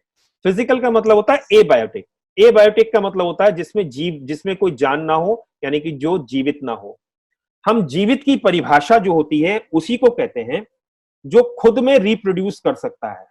यानी कि कोई भी जीव को हम लिविंग बीइंग की कैटेगरी के अंदर में, या किसी को हम लिविंग बीइंग की कैटेगरी के अंदर में हम तब डालते हैं जब वो रिप्रोड्यूस कर सकता है। ओके, तो कुछ लिविंग होते हैं, कुछ नॉन लिविंग होते हैं, और कुछ इन दोनों के बीच में होते हैं, जो लिविंग और नॉन लिविंग के बीच में होते हैं, जिसको हम वायरस, जैसे वायरस होता है वो लिविंग और नॉन लिविंग की कैटेगरी में आता है। वो एक डोरमेंट लाइफ होता है। वो जब अपने होस्ट जो होता है उसके अंदर में एंटर करता है, तब जाके वो म्यूटेशन करना शुरू करता है, तब जाके वो प्रोड्यूस करना शुरू करता है। ओके, तो नॉन लिविंग कैटेगरी के अंदर में जितनी भी चीजें होती हैं, अगर हम नॉन लिविंग की बात करें बच्चों, तो पृथ्वी को हम इसको पृथ्वी के हम 3 मंडल ले लेते हैं जो नॉन लिविंग कैटेगरी के अंदर में आते हैं। जियोस्फेयर हो गया, एटमॉस्फेयर हो गया और हाइड्रोस्फेयर हो गया। जियोस्फेयर को हम बोलते हैं भूमंडल। आप लोग जो लोग आज कॉपी या अपने नोट्स बनाने के लिए कॉपी या कलम लेके नहीं बैठे हैं, वो कृपा करके कॉपी कलम लेके कल क्लास में जरूर बैठे हैं। 1 मिनट का मैं टाइम लूंगा क्योंकि कुछ बच्चे चेक कर रहे हैं। और इसके अंदर में अगर हम देखें, बायोलॉजिकल 3 कंपोनेंट के अंदर में होता है, फिजिकल कंपोनेंट, कल्चरल कंपोनेंट और बायोलॉजिकल कंपोनेंट। तो फिजिकल कंपोनेंट जो होता है वो नॉन लिविंग कैटेगरी के अंदर में आता है। नॉन लिविंग मतलब जो जीवित नहीं होता। तो उसके अंदर में एक जियोस्फेयर आता है जिसको हम भूमंडल, जिसको हम अपना भूमंडल के नाम से जानते हैं, यानी कि पृथ्वी का जो मंडल होता है। और इसके अंदर में इसको अगर हम बात करें बच्चों, तो ये एक हमारा वो भाग होता है जो पृथ्वी का ठोस भाग होता है। पृथ्वी का जो ठोस भाग है, यानी कि जो पृथ्वी का ठोस जितना क्षेत्र होता है, वो सारा का सारा जियोस्फेयर के अंदर में आता है। आप लोगों ने ज्योग्राफी के अंदर में पढ़ा होगा कि जियोस्फेयर जो होता है उसको हम कई सारी लेयर्स के अंदर में डिवाइड कर लेते हैं। और जैसे ऊपरी लेयर जो होती है जियोस्फेयर की, वो क्या कहलाती है? क्रस्ट कहलाती है। और अंदर की जो लेयर होती है वो मेंटल कहलाती है। फिर उसके अंदर की जो लेयर होती है उसको कोर कहलाती है। तो पृथ्वी का जो ठोस भाग है, जितना भी ठोस भाग जो भी है हमारा, वो सारा का सारा जियोस्फीयर कहलाता है, या उसको हम भूमंडल के नाम से जानते हैं। ओके, जियोस्फीयर के अंदर ही लिथोस्फीयर होते हैं, उसी के अंदर में ही स्थल मंडल आता है, जियोस्फीयर के अंदर ही उसी के अंदर में दुर्बल मंडल आता है यानी कि एस्थेनोस्फीयर आता है, और उसी के अंदर में मीजोस्फीयर आता है यानी कि मध्य मंडल आता है, और उसी के अंदर में बैरी स्फीयर आता है यानी कि बैरी मंडल आता है। आप लोगों ने इसके बारे में ज्योग्राफी में पढ़ा होगा कि हम पृथ्वी को कई तरीके से विभाजित करते हैं। पृथ्वी का विभाजन जो होता है वो कई तरीके से करते हैं। पृथ्वी को कई परतों में स्टडी करते हैं। ऊपरी परत जो होती है वो क्रस्ट कहलाती है, उसके अंदर की जो परत होती है वो मेंटल कहलाती है। क्रस्ट का मतलब परपटी, मेंटल का मतलब प्रवार, और उसके अंदर जो होता है उसको कोर कहा जाता है। इसके फर्दर भी डिविजन्स हैं, लेकिन अगर मैं आपको फर्दर डिवीजन समझाने लगूंगा तो ये इकोलॉजी एनवायरनमेंट की क्लास ना होकर ज्योग्राफी की क्लास हो जाएगी। ओके, तो ये जियोस्फीयर यानी कि पृथ्वी का जो सॉलिड भाग होता है। दूसरा होता है हमारा जो दूसरा अगर हम देखें तो दूसरा हमारा कहलाता है एटमॉस्फेयर, यानी कि पृथ्वी के चारों ओर जो भी वायु का आवरण है, पृथ्वी के चारों ओर जो वायु का आवरण है उसको हम एटमॉस्फेयर कहते हैं। और इंग्लिश में अगर मैं डिफाइन करूं तो gaseous envelope that surrounds the earth. पृथ्वी को घेरा हुआ जो गैसियस एनवेलप है, यानी कि गैसीय अणु, क्योंकि अगर हम देखें हम अगर अपने आप को ध्यान दें तो हमारे चारों ओर गैसियस अणु हैं। इन गैसियस अणुओं को हम वायुमंडल के नाम से जानते हैं। ठीक है, और हम अगर पृथ्वी के वायुमंडल की अगर हम बात करें तो वायुमंडल के अंदर में हम वायुमंडल के बिल्कुल बॉटम के अंदर में हमारा आवास है। ओके, वायुमंडल के बॉटम के अंदर में हमारा आवास है।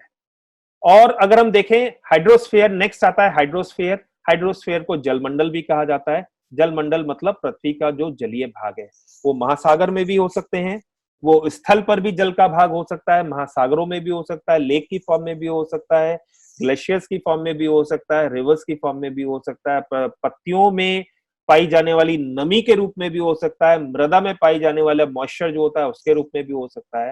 हाइड्रोस्फीयर होता है।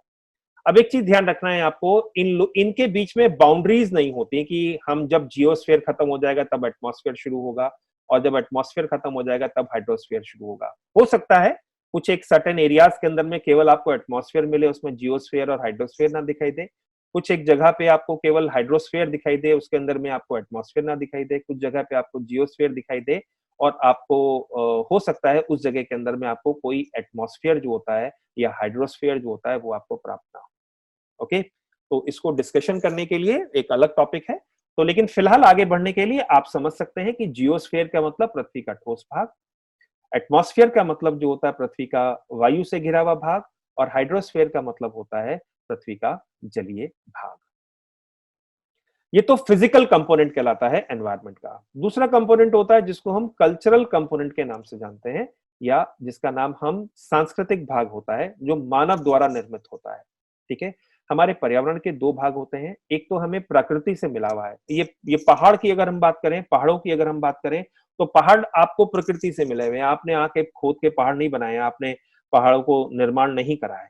लेकिन कुछ हमारे ऐसे होते हैं जो मैन मेड एनवायरनमेंट होता है। अपने चारों ओर अगर आप देखेंगे तो कई सारी ऊंची-ऊंची बिल्डिंग मिलेंगी आपको, ठीक है? आपने कुछ अपने उपभोग के लिए या अपने यूज़ के लिए आपने कुछ प्रकार की वनस्पतियाँ जो हैं उनको भी ग्रो करा है।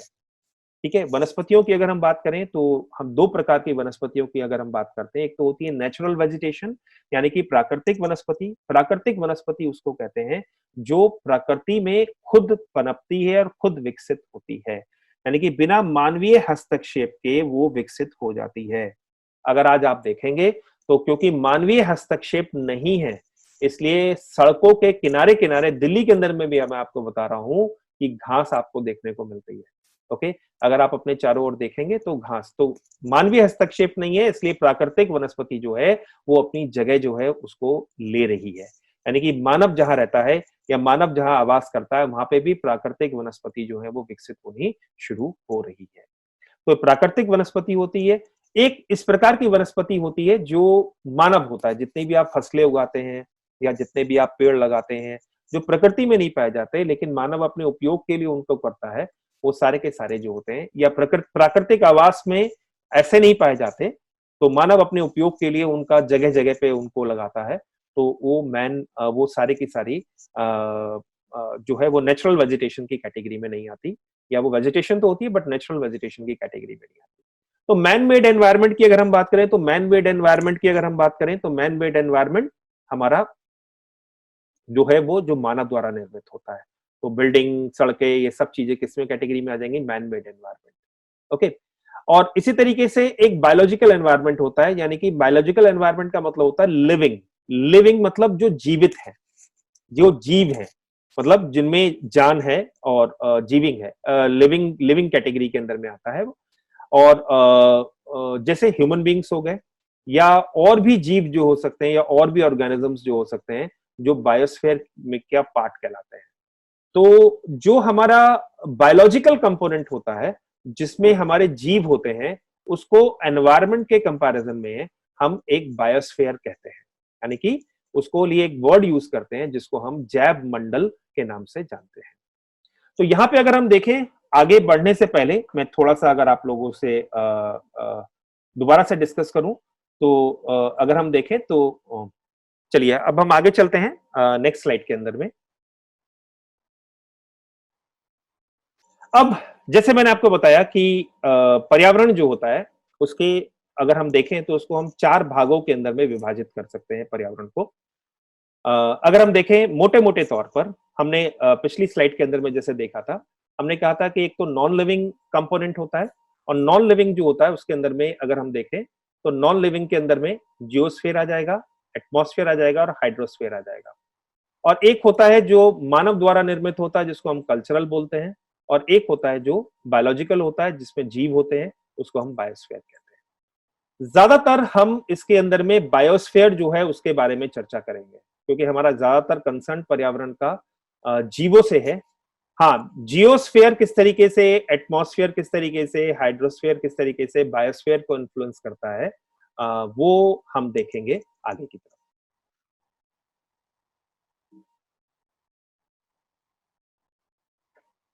चलिए अब एक नेक्स्ट टॉपिक हम देखते हैं, बायोस्फीयर या जिसको हम कहते हैं जीव मंडल। जीव मंडल क्या होता है? जीव मंडल भी बोल सकते हैं और इसको आप जैव मंडल जो होता है वो भी वर्ड जो हो सकता है वो इसके लिए यूज कर सकते हैं। बायोस्फीयर का सिंपल मतलब ये है कि जो भी हमारे पर्यावरण का बायोलॉजिकल कंपोनेंट है, यानी कि जैविक घटक जो भी है वो सारा का सारा हमारे बायोस्फीयर की कैटेगरी के अंदर में आता है, या बायोलॉजिकल कंपोनेंट यानी कि जैविक घटक। जैविक घटक का मतलब यहाँ पे ये है कि जो क्षेत्र या जो घटक जीवन का संरक्षण करता है या जीवन को समर्थित करता है या उसका समर्थन करता है, यानी कि जिस क्षेत्र के अंदर में जीव जो होते हैं वो पनपते हैं। क्लियर है? जिस एरिया के अंदर में जीव पनपते हैं उसको हम बायोस्फीयर के नाम से जानते हैं और उसके अंदर में लिथोस्फीयर का भी भाग आता है, उसके अंदर में हाइड्रोस्फीयर का भी भाग आता है और उसके अंदर में एटमॉस्फेयर जो होता है उसका भी भाग आता है। ठीक है, अगर हम देखें तो अगर हम एक छोटा सा वेन डायग्राम बनाने की कोशिश करें तो मान लीजिए लिथोस्फीयर है, ये हमारा एटमॉस्फेयर है, और अगर हम इसकी इधर की तरफ बात करें तो ये हमारा हाइड्रोस्फेयर है। तो कहीं ना कहीं अगर आप देखेंगे तो तीनों के तीन जहां पे आपको मिलते हैं, या जहां पर तीनों की उपस्थिति होती है, लिथोस्फेयर, हाइड्रोस्फेयर और एटमॉस्फेयर, ज्यादातर अच्छे जीवों का विकास जो होता है वहां पे पाया जाता है। लेकिन कई बार ऐसा होता है कि कोई जरूरी नहीं होता कि जीव का विकास जो होता है वो हमेशा जो होता है वो तीनों की जगह पे मिले। और कई बार ऐसा होता है कि आपको एक सर्टेन लेयर के अंदर में चीजों का विकास जो होता है वो मिलता है।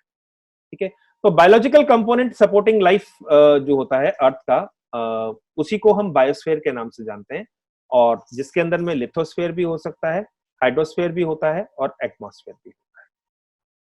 ठीक है, इसको और थोड़ा सा समझने की कोशिश करें तो ये अगर स्थल का भाग है, ये स्थल है, और ये जल का भाग है, तो ये अगर हम देखें तो ये हमारा एक ऐसा रीजन होगा, ये हमारा एक ऐसा रीजन है कि जहां पर आप बायोस्फीयर को ढूंढ सकते हैं। वायुमंडल यहाँ आ गया, स्थल यहाँ पे आ गया, और जल जो होता है वो हमारा यहाँ पे आ गया। इसका मतलब ये नहीं कि स्थल पे जीवन नहीं होगा, केवल नदी के किनारे किनारे होगा। तो यहाँ पे भी अगर आप देखेंगे, अगर आप किसी स्थल पे भी अगर आप बात करते हैं तो यहाँ पे भी कोई ना कोई वाटर बॉडी जरूर होगी, तो वो एटमॉस्फेयर का भाग हो सकता है। और वायुमंडल के अंदर में भी जीव होते हैं, वायुमंडल के अंदर में भी कुछ जीव होते हैं, लेकिन वायुमंडल के अंदर में जलवाष्प भी होती है। तो जलवाष्प होने की वजह से आप कह सकते हैं वायुमंडल के अंदर में हाइड्रोस्फीयर भी है। वायुमंडल के अंदर में धूल के कण भी होते हैं, तो लिथोस्फीयर का भाग भी हो गया वो। और वायुमंडल के अंदर में गैसेस तो होती हैं, तो वो एटमॉस्फेयर का भाग हो गया। तो तीनों होते हैं। ज्यादातर होता क्या है बच्चों, एक परत के अंदर में अगर हम वायुमंडल से एक ऊंचाई पे जाते हैं, तो ऐसा नहीं है कि आप कितनी भी ऊंचाई पे चले जाइए आपको बायोस्फीयर मिल जाएगा। जनरली एक पतले एक सर्टेन ऊंचाई तक ही आपको लाइफ जो होती है या जीवन जो होता है उसके मिलने की संभावनाएं होती है। उस पर्टिकुलर लेयर को हम कहते हैं लाइफ लेयर, या उसको हम कहा जाता है लाइफ लेयर के नाम से जानते हैं।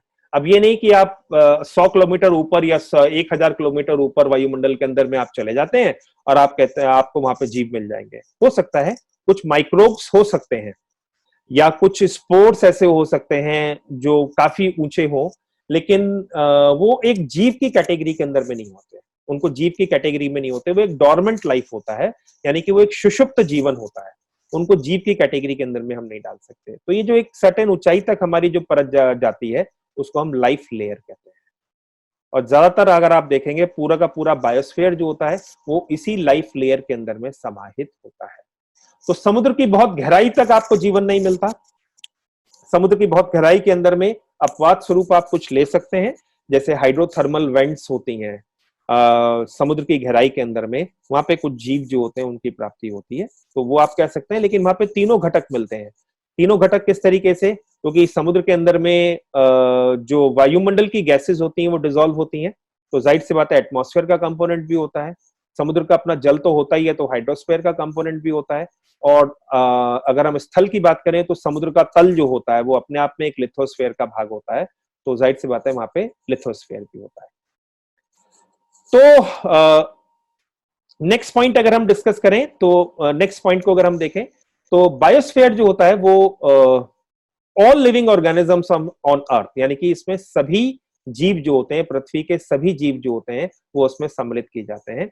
और साथ ही साथ उन जीवों का dead matter, dead organic matter जो होता है वो भी उसके अंदर में इंक्लूड किया जाता है। वो सारा का सारा बायोस्फीयर का भाग कहलाता है।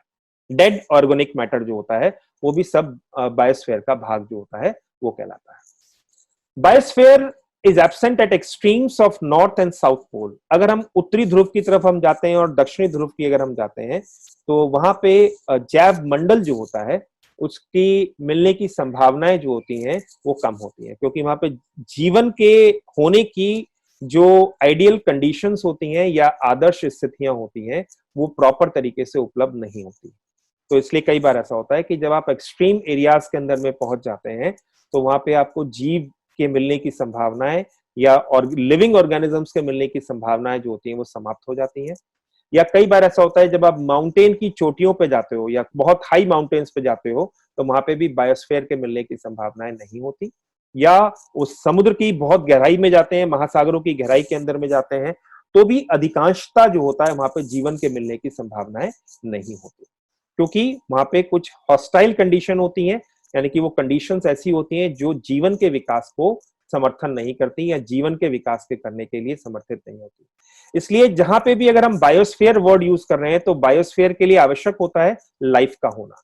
अगर वहां पे कोई लाइफ नहीं है तो वहां पे किसी भी प्रकार का कोई बायोस्फीयर जो होगा वो भी नहीं होगा, यानी कि बायोस्फीयर की उपस्थिति वहां पे नहीं होगी। ठीक है, आप लोग थोड़ा सा टाइप करके चैट करके मुझे थोड़ा सा बता दीजिए कि आप लोगों को समझ में आ रहा है या नहीं आ रहा।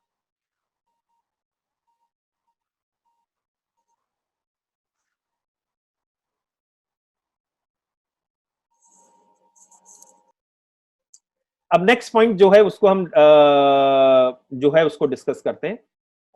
हमारा जो इसी स्लाइड के अंदर में जो हमारा नेक्स्ट पॉइंट है, अब ओकेजनली स्पोर्ट्स, मैंने ये वर्ड लिखा हुआ है स्पोर्ट्स, स्पोर्ट्स को कहा जाता है बीजाणु। जनरली जो होते हैं जो वनस्पतियों का जो विकास होता है या वनस्पतियों के जो प्रोडक्शन होता है वो एसेक्सुअल तरीके से होता है, और एसेक्सुअल प्रोसेस के अंदर में ये बीजाणु टर्म जो होती है वो यूज की जाती है। मेरे ख्याल से आपको पता ही होगा इस चीज के बारे में। और फंगाइज, बीजाणु के बीजाणु जो होते हैं या स्पोर्स ऑफ फंगाई और कवक जो होते हैं, और बैक्टीरियाज जो होते हैं वो कई बार ऐसा होता है कि बहुत ऊंचाई पे भी मिलते हैं, 8000 मीटर से ज्यादा की ऊंचाई पे भी आपको मिल जाते हैं। ठीक है, लेकिन जनरली क्या होता है वो चपाचय प्रक्रिया के तौर पर, यानी कि मेटाबॉलिकली अगर हम देखें तो वो इनएक्टिव होते हैं। मेटाबॉलिकली जो होते हैं यानी कि उनमें किसी प्रकार की कोई चपाचय क्रियाएं नहीं हो रही होती, और इसलिए वो उनको डोरमेंट लाइफ की कैटेगरी के अंदर में डाला जाता है। तो इतनी ऊंचाई पे जाने पे कुछ बीजाणु कुछ हमारे कवकों और जीवाणु जो होते हैं वो मिल सकते हैं, लेकिन वो एक डोरमेंट लाइफ के रूप में होते हैं, यानी कि एक सुषुप्त जीवन के रूप में होते हैं, सुषुप्त लाइफ के रूप में होते हैं। इसलिए उनको बायोस्फीयर की कैटेगरी के अंदर में नहीं लिया जाता। अर्थात बायोस्फीयर के अंदर में इसका मतलब ये हुआ कि बायोस्फीयर के अंदर में हम केवल उन्हीं को लेते हैं, उन्हीं जीवों की बात करते हैं जो मेटाबॉलिकली क्या है, एक्टिव हैं। जो मेटाबॉलिकली एक्टिव हैं केवल उन्हीं जीवों को लिया जाता है। चलिए नेक्स्ट पॉइंट अगर हम देखें, नेक्स्ट हम स्लाइड को अगर ध्यान दें तो नेक्स्ट टॉपिक आता है हमारा हैबिटाट। हैबिटाट का मतलब क्या होता है, या जिसको हम आवास कहते हैं। नेक्स्ट अगर हम देखें तो पिछले उसके अंदर में हमने बायोस्फीयर का मतलब समझने की कोशिश करी थी। अब जो नेक्स्ट हमारी स्लाइड है उसके अंदर में हम हैबिटाट जो होता है या आवास जो होता है उसके मतलब को समझने की कोशिश करेंगे। अब एक चीज देखिए, हैबिटाट की अगर हम देखें तो habitat is the physical environment in which an organism live. आपके किसी भी ऑर्गेनिज्म का अगर इसको आप बहुत सिंपल भाषा में समझने की कोशिश करें तो किसी भी ऑर्गेनिज्म का जो एड्रेस होता है, यानी कि किसी भी ऑर्गेनिज्म का जो पता होता है वो हैबिटाट कहलाता है। हैबिटाट मतलब हैबिटेट भी बोल सकते हैं आप लोग, ये प्रोनाउंसिएशन का थोड़ा बहुत डिफरेंस हो सकता है। मैं हैबिटाट बोलता हूं, आप हो सकता है हैबिटेट बोलें। तो habitat is the physical environment in which an organism live. Means वो प्राकृतिक पर्यावरण या वो भौतिक पर्यावरण जहां पर वो जीव रहता है उसको उसका हैबिटाट कहलाता है, या वो उसका आवास कहलाता है। आप जानते हैं अलग अलग जीवों के आवास जो होते हैं वो अलग अलग हो सकते हैं। अगर मान लीजिए हम हिम तेंदुए की अगर हम बात करते हैं, हिम तेंदुए की अगर हम बात करते हैं तो हिम तेंदुआ जो होगा वो आप ये मत एक्सपेक्ट करिए कि हिम तेंदुआ आपको दिल्ली में अपना आवास बना लेगा, कि वो दिल्ली में रहना शुरू कर देगा या दिल्ली में आपको पाया जा सकता है। ठीक है, जू में या और एक हम कंट्रोल्ड एनवायरनमेंट के अंदर में उसको कर सकते हैं, लेकिन ये उसका हैबिटाट नहीं है। ठीक है, तो जो हिम तेंदुआ है उसका हैबिटाट जो है वो हिमालयाज में है, और हिमालयाज के अंदर में भी जो कम ऊंचाई के पर्वतमालाएं हैं वहां पर नहीं, काफी जो अधिक ऊंचाई की पर्वतमालाएं हैं, जैसे अगर हम देखें तो ग्रेट हिमालयाज में मिल सकता है, या अगर हम देखें तो वो आपको लद्दाख के रीजन्स में या फिर आप काराकोरम के जो रीजन्स हैं वहां पे आपको हिम तेंदुआ जो हो सकता है वो मिल सकता है, क्योंकि वो उसका हैबिटाट है। इसी प्रकार से वनस्पतियों के भी अपने आवास क्षेत्र होते हैं। इसलिए आपको अलग अलग जगह या कई अलग अलग जगहों पे आपको अलग अलग प्रकार की वनस्पतियां मिल जाती हैं जो उनका वहां पे प्राकृतिक आवास होता है जहां पे वो रहती है। तो कई सारे हैबिटाट मिलकर एक एनवायरनमेंट जो होता है उसका निर्माण करते हैं। कई सारे हैबिटाट मिलके एक पर्यावरण जो होता है उसको निर्माण करते हैं। और एक हैबिटाट जो होता है वो कोई भी एक हैबिटाट जो हो सकता है, कोई जरूरी नहीं कि उसके अंदर में केवल एक ही जीव हो। ठीक है, मींस कोई जरूरी नहीं कि उसमें केवल एक ही जीव हो, उसमें कई सारे जीव जो हो सकते हैं वो हो सकते हैं। तो मैंने लिखा है may be common for more than one organism. एक ही हैबिटाट के अंदर में या एक ही आवास के अंदर में कई जीव जो हो सकते हैं वो रह सकते हैं। ठीक है, मान लीजिए सपोज करिए कि अगर हम तराई के क्षेत्रों की अगर हम बात करते हैं, ठीक है, तराई का क्षेत्र आप जानते हैं जो शिवालिक की जो पहाड़ियां हैं उसके नीचे की तरफ, यानी कि उसकी गिरिपदीय क्षेत्रों में या फुट हिल्स के क्षेत्रों के अंदर में जो 15 से 20 किलोमीटर चौड़ी पट्टी आती है उसको हम तराई के नाम से जानते हैं। उस तराई के अंदर में कई प्रकार की वनस्पतियां भी मिलती हैं, उस तराई के अंदर में कई प्रकार के पशु भी प्राप्त होते हैं, उन सब का वो हैबिटाट है। तो किसी हैबिटाट के अंदर में प्रायः ये देखा जाता है, जनरली ये देखा जाता है कि कई जीव जो होते हैं या कई ऑर्गेनिज्म जो होते हैं वो रहते हैं, क्योंकि उन सभी ऑर्गेनिज्म की जो रिक्वायरमेंट होती है वो सारी की सारी सेम होती है। ठीक है, अब हैबिटाट्स जो होते हैं वो तापमान, आर्द्रता यानी कि टेम्परेचर, मॉइस्चर, फिजिकल कंडीशंस कैसी हैं, उन सब के ऊपर प्रेशर कंडीशंस कैसी हैं, रेनफॉल पैटर्न किस तरीके का है, उन सब के ऊपर उन हैबिटाट जो होता है वो निर्धारित होता है या उसका निर्माण होता है। जहां पे वर्षा अधिक होगी वहां पे अलग प्रकार की जीव जो होंगे वो मिलेंगे, जहां पे वर्षा कम होगी वहां पे आपको अलग प्रकार के जीव जो होंगे वो आपको मिलेंगे।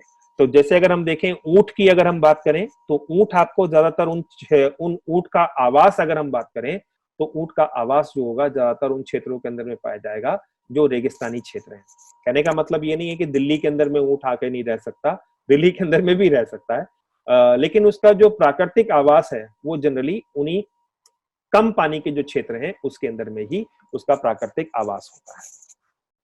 ठीक है, अब इसी तरीके से अगर हम देखें कि एक एक्वेटिक हैबिटाट कई तरीके के हो सकते हैं।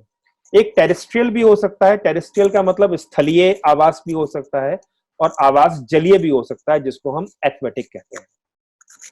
तो जो स्थल पे आवास होते हैं उनको हम स्थलीय आवास कहते हैं, और जो पानी के अंदर में होते हैं उनको हम एक्वेटिक हैबिटाट कहते हैं, यानी कि जिसको हम जलीय कहते हैं।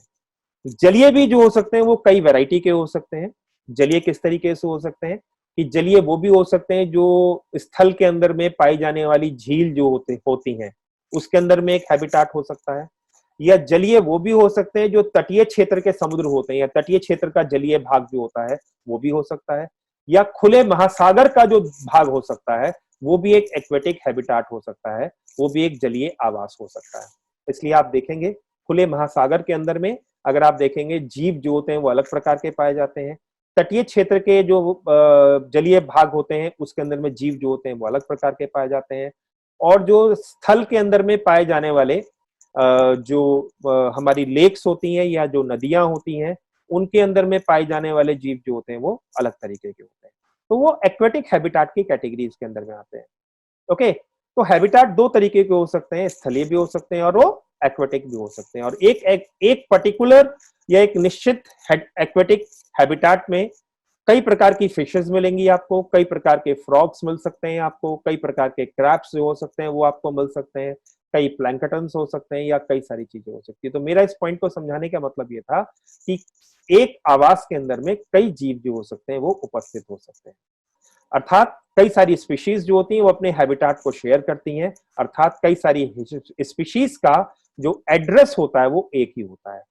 एक फॉरेस्ट के अंदर में शेर भी मिलेगा आपको, एक फॉरेस्ट होगा उसके अंदर में शेर भी मिलेगा, उसी फॉरेस्ट के अंदर में आपको हो सकता है आपको हिरन भी मिले, उसी फॉरेस्ट के अंदर में हो सकता है आपको भालू भी मिले। तो एक ही हैबिटाट के अंदर में कई सारी स्पीशीज जो हो सकती हैं वो आपको प्राप्त हो सकती है।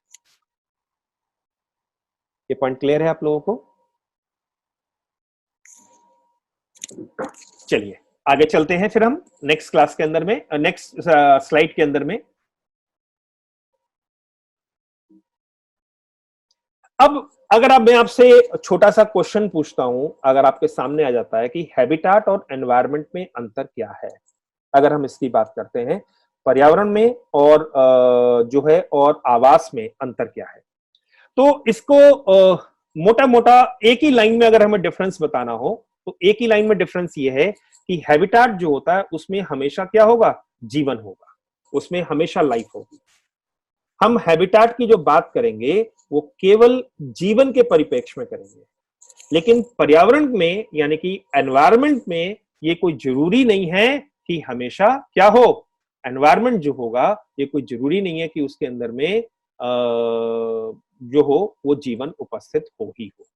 तो कई बार ऐसा होता है कि हम पर्यावरण तो होता है लेकिन उसमें जीवन उपस्थित नहीं होता। जैसे मैंने आपको बताया कि पर्यावरण जो होता है उसके कई प्रकार के घटक होते हैं, एक फिजिकल कंपोनेंट होता है, एक कल्चरल कंपोनेंट होता है और एक उसका बायोलॉजिकल कंपोनेंट होता है।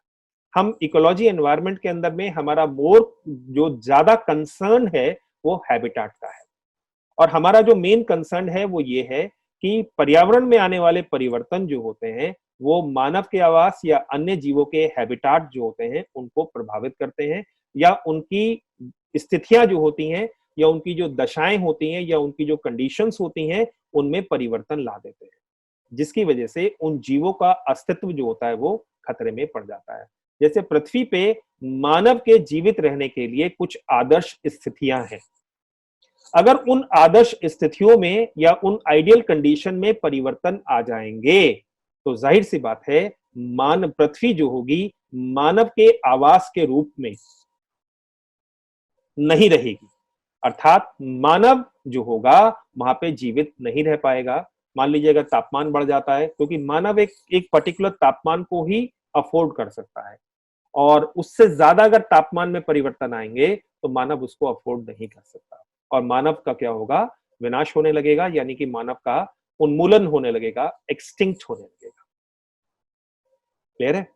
तो अगर हम आवास, इसी प्रकार से मानव के जीवित रहने के लिए अपने ही आवास के अंदर में कई प्रकार की आदर्श स्थितियां होती हैं। उसको स्वच्छ जल की आवश्यकता है। अगर हमारा जल में प्रदूषण हो जाएगा, किसी भी कारण से हो प्रदूषण, तो हमारा जो हैबिटाट है यानी कि जो हमारे आवास है उसकी आदर्श स्थितियों में परिवर्तन आ जाएगा। मानव ही एक ऐसा जीव है पूरे बायोस्फीयर के अंदर में जो अपने हैबिटाट को प्रदूषित कर रहा है और अपने हैबिटाट यानी कि अपने आवास में इस प्रकार के परिवर्तन लेके आ रहा है जो उसके उन्मूलन का कारण बनेंगे, यानी कि जो उसके एक्सटिंक्शन का कारण बन रहे हैं। अर्थात मानव ही एक ऐसा जीव है, मानव को कहा जाता है सबसे बुद्धिमान जीव है, लेकिन अगर मानव के व्यवहारों की अगर हम देखें या मानव के होने वाली क्रियाओं को अगर हम ध्यान दें तो ये उसी तरीके से है कि जिस डाल पे बैठा हुआ है उसी डाल को वो काट रहा है, और आज हम उसके परिणाम जो है वायरस के तौर पर या कई प्रकार की चीजों के तौर पे हम उस चीज को देख रहे हैं।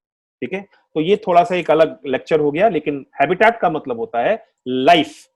तो जिसमें लाइफ होगी वो हैबिटाट कहलाएगा, वो हैबिटाट होगा, और पर्यावरण के लिए कोई जरूरी नहीं होता कि हमेशा हो। तो आप ये कह सकते हैं कि जितनी भी हैबिटाट होते हैं यानी कि जितने भी आवास होते हैं वो पर्यावरण होंगे, जितने भी आवास होंगे वो पर्यावरण होंगे, और जितने भी हमारे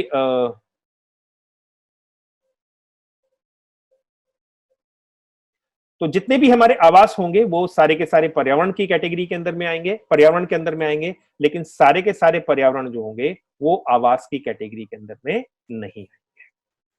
तो सारे हैबिटाट जो होंगे यानी कि सारे आवास जो होंगे वो पर्यावरण होंगे, और सारे पर्यावरण हैबिटाट हों ये कोई आवश्यक नहीं है। ओके, और habitat is always preference of one species. Okay, preference of one species means habitat जो होता है पर्टिकुलर एक स्पीशीज का प्रेफरेंस होता है, मतलब उसमें स्पीशीज पाई जाती है। ओके, और एक पर्टिकुलर हैबिटाट किसी एक पर्टिकुलर स्पीशीज का प्रेफरेंस होता है, हालांकि स्पीशीज और भी हो सकती हैं, लेकिन एक पर्टिकुलर हैबिटाट किसी एक पर्टिकुलर स्पीशीज की एक प्रेफरेंस भी होता है। और अगर हम देखें environment could be a preference for many species. Okay, environment जो हो सकता है वो कई सारी स्पीशीज की प्रेफरेंस में हो सकता है, और हैबिटाट जो होता है जनरली एक पर्टिकुलर स्पीशीज की प्रेफरेंस में हो सकता है, बल्कि उसके अंदर में कई सारी स्पीशीज हो सकती हैं। ओके, लेकिन जनरली क्या होता है उसमें एक पर्टिकुलर स्पीशीज की प्रेफरेंस जो होती है वो ज्यादा होती है, और एनवायरनमेंट के अंदर में कई सारी स्पीशीज जो होती हैं वो पाई जाती हैं, और जो अल्टीमेटली जो होती है वो मैनी हैबिटाट, यानी कि एक एनवायरनमेंट के अंदर में कई सारे हैबिटाट्स जो होते हैं उनका निर्माण हो जाता है, कई सारे हैबिटाट्स जो होते हैं उनका निर्माण हो जाता है। तो usually environment governs the property of a habitat. जैसा पर्यावरण होगा, जैसे मैंने आपको पीछे बताया कि पर्यावरण में होने वाले परिवर्तन जो होंगे या वातावरण में होने वाले परिवर्तन जो होंगे वो सारे के सारे आपके हैबिटाट में होने वाले हैबिटाट में परिवर्तन लेके आते हैं। कहने का मतलब ये है कि अगर वायुमंडल में कोई परिवर्तन होगा तो जाहिर सी बात है उससे हैबिटाट जो होंगे, जो अलग अलग हैबिटाट जो होंगे वो प्रभावित हो सकते हैं। अब सिंपल सी बात है, अगर आप जानते हैं कि अगर तेज हवाएं चलने लगेंगी तो मानव का जो हैबिटाट है उसमें अस्थायी रूप से कुछ परिवर्तन आ जाते हैं, टेम्परेरी चेंजेस जो होते हैं वो आ जाते हैं। और ये जो टेम्परेरी चेंजेस होते हैं वो थोड़े समय बाद जो होते हैं वो अपनी दोबारा से अपनी आदर्श स्थितियां जो होती हैं उनको बन जाती है। एक चीज का आपको ध्यान रखना है बच्चों इसके अंदर में, कि जो जीव स्थल पे रहते हैं, जो जीव स्थलों पे रहते हैं और जो जीव जल के अंदर में होते हैं, इन दोनों में एक बहुत बड़ा अंतर होता है। जल में पाए जाने वाले जीव जो होते हैं और स्थल पे पाए जाने वाले जीव जो होते हैं, उनमें एक सबसे बड़ा अंतर ये होता है कि स्थल पे रहने वाले जीव जो होते हैं वो एक्सट्रीम वेरिएशन, यानी कि कई एक्सट्रीम पे परिवर्तन को भी झेल लेते हैं या उसको बर्दाश्त कर लेते हैं। लेकिन जल में रहने वाले जीव जो होते हैं वो बहुत ज्यादा तापीय परिवर्तन जो होते हैं उसको बर्दाश्त नहीं कर पाते। इसलिए अगर आप देखेंगे जल का तापमान में अगर 2 या 3 डिग्री सेंटीग्रेड का ही डिफरेंस अगर आने लगता है जल के तापमान के अंदर में, तो जलीय जीव जो होते हैं वो संकटग्रस्त हो जाते हैं और वो मरने लगते हैं। लेकिन स्थल पे रहने वाले जीव जो होते हैं वो काफी एक्सट्रीम वेदर कंडीशंस जो होती हैं, एक्सट्रीम एनवायरमेंटल कंडीशंस जो होती हैं, उनको अफोर्ड कर पाते हैं। उसका कारण ये होता है कि स्थल एक ऐसा क्षेत्र होता है कि जहां पे परिवर्तन सबसे अधिक पाए जाते हैं। अगर हम तापीय परिवर्तन की अगर हम बात करें तो विश्व का सबसे ठंडा स्थान जो होगा वो भी आपको स्थल पे मिलेगा, यानी कि लैंड पे मिलेगा आपको, और विश्व का जो सबसे गर्म स्थान होगा वो भी आपको स्थल पे ही पाया जाएगा। जल के अंदर में या जल पर बहुत ज्यादा तापीय परिवर्तन जो होते हैं वो नहीं पाए जाते हैं, क्योंकि जल का अपना एक निश्चित तापमान होता है। लेकिन जब भी जल में तापीय परिवर्तन होते हैं तो आप जानते हैं उससे महासागरीय धाराएं शुरू होती हैं या परिवर्तन उत्पन्न होते हैं, और या उससे वाष्पन की क्रियाएं होती हैं और उससे कई प्रकार के वायुमंडल में परिवर्तन आते हैं।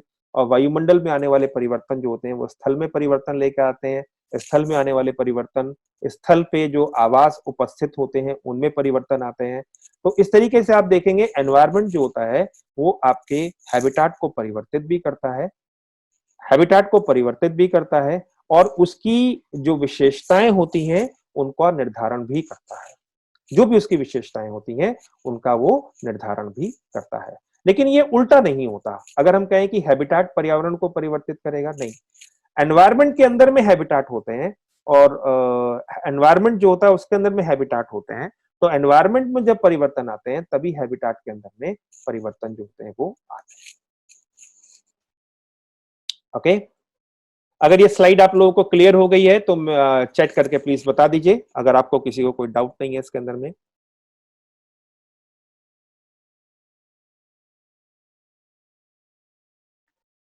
एनवायरनमेंट के अंदर में थर्ड पॉइंट ये है कि एनवायरनमेंट के अंदर में कई सारी स्पीशीज जो हो सकती हैं उनका प्रेफरेंस हो सकता है एनवायरनमेंट के अंदर में, और कई सारे स्पीशीज के और एक एनवायरनमेंट के अंदर में कई सारे हैबिटाट्स हो सकते हैं।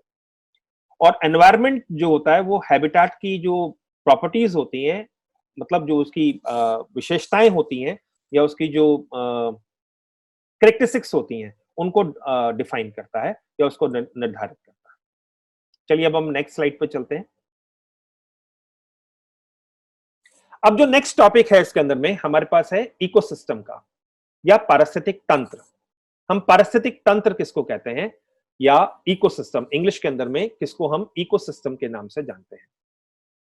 ना इकोसिस्टम जो होता है बच्चों जो है हमारा इकोसिस्टम की अगर हम बात करें, ये functional unit of the nature है। ये नेचर की वो छोटी से छोटी इकाई है जो कार्यात्मक है। यानी कि जिसमें किसी प्रकार का एक फंक्शन चल रहा होता है, मींस जो कार्यात्मक होती है, यानी कि जो किसी प्रकार का कोई फंक्शन कर रही होती है। क्लियर है? जो functional unit of the nature जो है, जिसमें इसके अंदर में जो भी जीव होते हैं, मतलब जो लिविंग ऑर्गेनिजम्स जो होते हैं, जिसमें लिविंग ऑर्गेनिजम्स जो होते हैं उसमें कई प्रकार के लिविंग ऑर्गेनिजम्स होते हैं। एक तो वो ऑर्गेनिजम्स होते हैं जो उत्पादक के तौर पर होते हैं, जिनका काम जो होता है केवल उत्पादन करना होता है, जिसमें ग्रीन प्लांट्स एंड वेजिटेशन जितनी भी होती हैं वो प्रोड्यूसर के तौर पर होते हैं, उनका काम ही प्रोड्यूस करने का होता है। दूसरे होते हैं कंज्यूमर।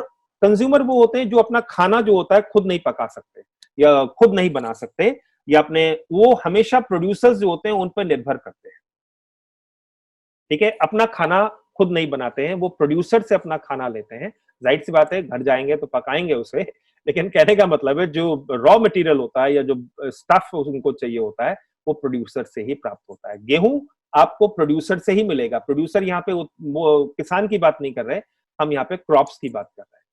तो प्रोड्यूसर जो होते हैं वो भोजन जो होता है उसको तैयार करते हैं, स्वयं के लिए भी करते हैं और औरों के लिए भी करते हैं, और कंज्यूमर जो होता है उन भोजन का ग्रहण करते हैं।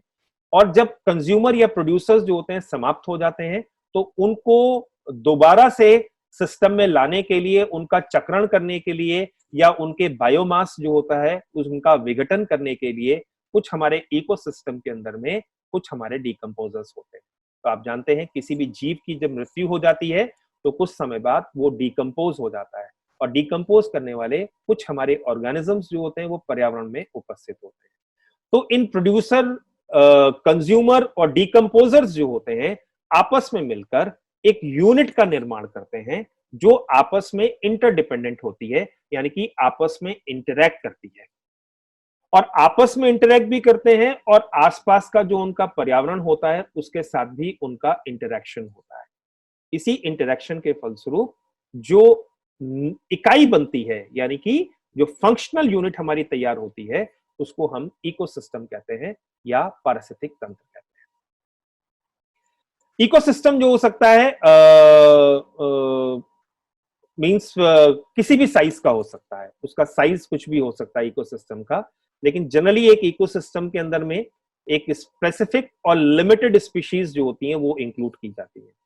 जैसे फॉर एग्जाम्पल अगर हम बात करें कि एक्वेटिक इकोसिस्टम की अगर हम बात करें, अगर हम एक्वेटिक इकोसिस्टम की बात करें तो एक्वेटिक इकोसिस्टम के अंदर में केवल वही स्पीशीज मिलेंगी जो जल के अंदर में हो सकती है। इसके अंदर में ऐसा नहीं कि किसी भी इकोसिस्टम के अंदर में आपको हर प्रकार की स्पीशीज मिल जाएंगी, हर तरीके की स्पीशीज मिल जाएंगी, कोई जरूरी नहीं, ये नहीं होता। जनरली अगर हम देखें एक इकोसिस्टम के अंदर में कुछ विशिष्ट प्रकार की स्पीशीज जो होती हैं वो पाई जाती हैं, कुछ विशिष्ट स्पीशीज जो होती हैं वो पाई जाती हैं, और कुछ लिमिटेड स्पीशीज, विशिष्ट और लिमिटेड स्पीशीज जो होती हैं वो ही इकोसिस्टम के अंदर में पाई जाती है, जैसे एक्वेटिक इकोसिस्टम। ओके, सो तो इसलिए आप ये कह सकते हो इकोसिस्टम जो होता है वो एनवायरनमेंट से डिफरेंट भी है। इकोसिस्टम एनवायरनमेंट से डिफरेंट क्यों है? क्योंकि इकोसिस्टम में स्पीशीज जो होती हैं वो लिमिटेड होती हैं, और एनवायरनमेंट के अंदर में सारी स्पीशीज जो होती हैं वो आ जाती है। तो इसलिए इकोसिस्टम जो होता है वो एनवायरनमेंट से, अगर हम डिफरेंशिएट करना पड़े तो वो भी कर सकते हैं, और इकोसिस्टम पार्ट ऑफ एनवायरनमेंट होता है। ओके, इकोसिस्टम जो होता है किसी एनवायरनमेंट के अंदर में होता है। इन द इकोसिस्टम बायोटिक और एबायोटिक कंपोनेंट। बायोटिक कौन से होते हैं? जो जीव होते हैं जिनमें जीवन होता है, और एबायोटिक जो होते हैं जो जो जो अजीव होते हैं जिनमें जीवन नहीं होता। तो सजीव होते हैं जो जिनमें जीवन होता है, जिनमें जीवन नहीं होता वो एबायोटिक कंपोनेंट करते हैं। वो आपस में एक दूसरे से कनेक्टेड होते हैं, उनका इंटरेक्शन जो होता है वो आपस में एक दूसरे से इंटरेक्ट होते हैं, और वो इंटरेक्शन एक न्यूट्रिएंट साइकिल के तौर पे होता है। इसको मोटे मोटे तौर पे मैं आपको इस तरीके से समझाता हूं कि मान लीजिए हमारा कोई इकोसिस्टम है, उसके अंदर में हमारे पास कुछ प्रोड्यूसर्स हैं, ठीक है, कुछ हमारे पास कंज्यूमर्स हैं, और कुछ हमारे पास डिकम्पोजर्स हैं। ठीक है, कोई जरूरी नहीं कि हम इसको एक सर्टेन हिरार्की के अंदर में लें। प्रोड्यूसर जो होंगे वो खाना तैयार करते हैं, कंज्यूमर जो होते हैं उन खाने का उपयोग करते हैं, कंज्यूमर्स जो होते हैं, और डिकम्पोजर्स जो होते हैं डिकम्पोजर्स जो होते हैं इन प्रोड्यूसर्स और कंज्यूमर्स जो होते हैं उनके विघटन का, उनके मृत होने के बाद उनके विघटन का कार्य करते हैं। अब जब प्लांट की मृत्यु हो जाती है, कोई भी वेजिटेशन से, मान लीजिए सपोज करिए कोई पत्ती जो होती है प्लांट से अलग होकर या ट्री से अलग होकर धरती पे गिर जाती है। अब धरती पे गिरने के बाद उसका डिकम्पोजिशन होना शुरू हो जाता है, उस पत्ती का डिकम्पोजिशन होना शुरू हो जाता है, उसका विघटन होना शुरू हो जाता है। इस विघटन का काम जो होता है वो डेट्रिटस नाम के कुछ हमारे डिकम्पोजर्स होते हैं, वो करते हैं। और दोबारा से इस पत्ती के अंदर में जो यौगिक होते हैं या इसके अंदर में मिलने वाले एलिमेंट्स जो होते हैं वो दोबारा से लिथोस्फेयर अर्थात हमारे स्थल मंडल का भाग बन जाते हैं। अब स्थल मंडल का जब ये भाग बन जाते हैं, अब कोई नया पौधा उगता है तो स्थल मंडल से इस पर्टिकुलर पोषक तत्व को वो ले लेता है और उससे लेने से अपने न्यूट्रिशन से उस पौधे का विकास होता है और दोबारा से उस पौधे से उत्पन्न होने वाले जो भी चीजें होती हैं उसको कंज्यूमर जो होता है उसका उपयोग करता है। तो एक प्रकार की न्यूट्रिएंट साइकिल जो होती है वो चलती है। तो गीता में जो उपदेश हैं वो सही है, आप क्या लाए थे और क्या लेके जाओगे, ठीक है। तो ये बिल्कुल सही बात है, जो भी कुछ है, जो भी आपने खाया पिया है सब यहीं छोड़ के जाओगे, तो सारा का सारा डिकम्पोज होकर वो इसी लिथोस्फीयर को वापस मिल जाएगा। इसलिए बहुत ज्यादा भौतिक चीजों से लगाव रखना सही नहीं है, तो जो भी कुछ है वो सब आपको यहीं छोड़ के जाना है। क्लियर है? तो न्यूट्रिएंट साइकिल की फॉर्म के अंदर में जो मींस न्यूट्रिएंट साइकिल के फॉर्म में अगर आप देखेंगे बायोटिक और एबायोटिक कंपोनेंट्स जो होते हैं वो एक दूसरे के साथ इंटरेक्ट करते हैं। कोमल झा आपने प्रश्न पूछा है, habitat is a subset of ecosystem.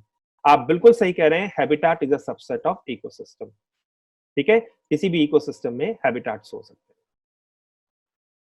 ठीक है,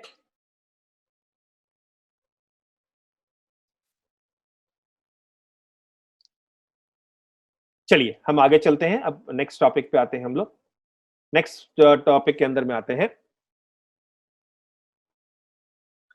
अगर हम देखें बच्चों, अगर हम देखें इस चीज को, नेक्स्ट पॉइंट अगर हम देखें, everything that lives in an ecosystem, जो भी कुछ चीजें इकोसिस्टम के अंदर में होती हैं, everything that lives in an ecosystem is dependent on other species and elements that are also the part of that ecological community.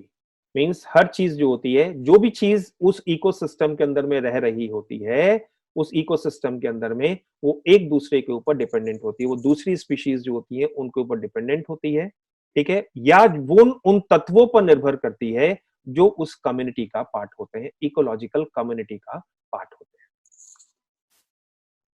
Okay, चलिए हम अगर ऑर्गेनाइजेशन की, जैसे मैंने यहाँ पे वर्ड यूज करी है इकोलॉजिकल कम्युनिटी, मींस वो जो कम्युनिटी का मतलब क्या होता है, सबसे नीचे जो होती है वो स्पीशीज होती है, सबसे नीचे जो होता है एक ऑर्गेनिज्म होता है जिसको हम एक इंडिविजुअल कह सकते हैं। जैसे मान लीजिए सपोज कीजिए एक हाथी है, तो हाथी क्या हो गया, एक एकल ऑर्गेनिज्म हो गया, एकल जीव हो गया। हाथियों की अगर हम प्रजाति की बात करें तो वो एक स्पीशीज बन गई, वो क्या बन गई, स्पीशीज बन गई। कई सारी स्पीशीज, जब हम सारी स्पीशीज की अगर हम बात करते हैं तो वो पॉपुलेशन की कैटेगरी में आ गई, और कई सारी पॉपुलेशंस को मिला के जब हम बात कर रहे होते हैं तो वो कम्युनिटी की कैटेगरी के अंदर में आ जाती है। क्लियर है? तो वो इकोलॉजिकल कम्युनिटी कहलाती है। It is one part of the ecosystem. If one part of the ecosystem is damaged or disappear, it has an impact on everything else. यानी कि इकोसिस्टम के किसी भी एक भाग का मतलब, अगर मान लीजिए सपोज कीजिए प्रोड्यूसर कम हो जाते हैं, यानी कि हमारी वनस्पतियां या हमारे ग्रीन प्रोड्यूसर्स जो होते हैं वो खत्म हो जाते हैं या समाप्त हो जाते हैं, तो जाहिर सी बात है कंज्यूमर्स जो होंगे वो भी प्रभावित होंगे। और प्रोड्यूसर्स अगर समाप्त हो जाएंगे, यानी कि ग्रीन प्लांट्स जो होंगे या ग्रीन वेजिटेशंस जो होंगी वो समाप्त हो जाएंगी, तो पृथ्वी को मिलने वाले पोषक तत्व, इनके डिकम्पोजिशन से मिलने वाले जो पोषक तत्व हैं वो भी प्रभावित हो जाएंगे। ये अगर समाप्त हो जाएंगे तो इससे पर्यावरण पे भी प्रभाव पड़ेगा। ऐसा नहीं है कि पर्यावरण पे प्रभाव नहीं पड़ेगा, पर्यावरण पे भी प्रभाव पड़ेगा। और आप ध्यान रखिएगा कि अगर ये डिसअपियर हो जाते हैं या ये डैमेज हो जाते हैं तो बाकी और चीजें जितनी भी होंगी उन पे भी प्रभाव पड़ेगा। ये तो एक आप जानते हैं। और इस प्रकार का एक संतुलन जो होता है वो हमारे इकोसिस्टम के अंदर में बना रहता है, और इसी संतुलन को हम इसको हम बैलेंस का नाम देते हैं, या जिसको हम इकोलॉजिकल बैलेंस जो होता है या पारिस्थितिक संतुलन जो होता है उसके नाम से जानते हैं। Forest, grassland and deserts are some example of terrestrial ecosystem. जैसे मैंने आपको बताया कि इकोसिस्टम जो हो सकते हैं वो टेरेस्ट्रियल भी हो सकते हैं, जो लैंड पे पाए जाते हैं, यानी कि स्थलीय पारिस्थितिक तंत्र भी हो सकते हैं, और इकोसिस्टम वो भी हो सकते हैं जो तालाब के अंदर में पाए जाते हैं, किसी झील के अंदर में पाए जाते हैं, किसी आर्द्र भूमि क्षेत्र के अंदर में हो सकता है, किसी नदी के अंदर में हो सकता है, किसी ज्वार नद में हो सकता है, या किसी महासागर में हो सकता है। ठीक है, तो सारे के सारे क्या कहलाते हैं? एक्वेटिक इकोसिस्टम जो होता है उसके नाम से जाने जाते हैं। जो अगर हम देखें घर के अंदर में, अगर आप देखेंगे एक्वेरियम हम ले आते हैं, ठीक है, या जो हमारे क्रॉप फील्ड होते हैं वो भी एक इकोसिस्टम होते हैं, लेकिन ये जो इकोसिस्टम होते हैं वो मानव निर्मित होते हैं, ह्यूमन मेड इकोसिस्टम होते हैं। लेकिन जो फॉरेस्ट होते हैं या जो हमारे ग्रासलैंड्स होते हैं वो नेचुरल इकोसिस्टम होते हैं जो प्रकृति में खुद विकसित हो जाते हैं। लेकिन जो हमारे क्रॉप फील्ड यानी कि जो हमारे खेत होते हैं वो भी एक इकोसिस्टम होते हैं, क्योंकि उसमें भी प्रोड्यूसर होते हैं, उसमें भी कंज्यूमर होते हैं और उसमें भी डिकम्पोजर्स होते हैं। या जो घर के अंदर में हमने एक एक्वेरियम लगा रखा होता है उसके अंदर में भी वो भी एक पूरा इकोसिस्टम होता है। तो लेकिन वो मानव द्वारा निर्मित इकोसिस्टम होता है, ह्यूमन मेड इकोसिस्टम होता है या मैन मेड इकोसिस्टम होता है। क्लियर है? आपको बात समझ में आई?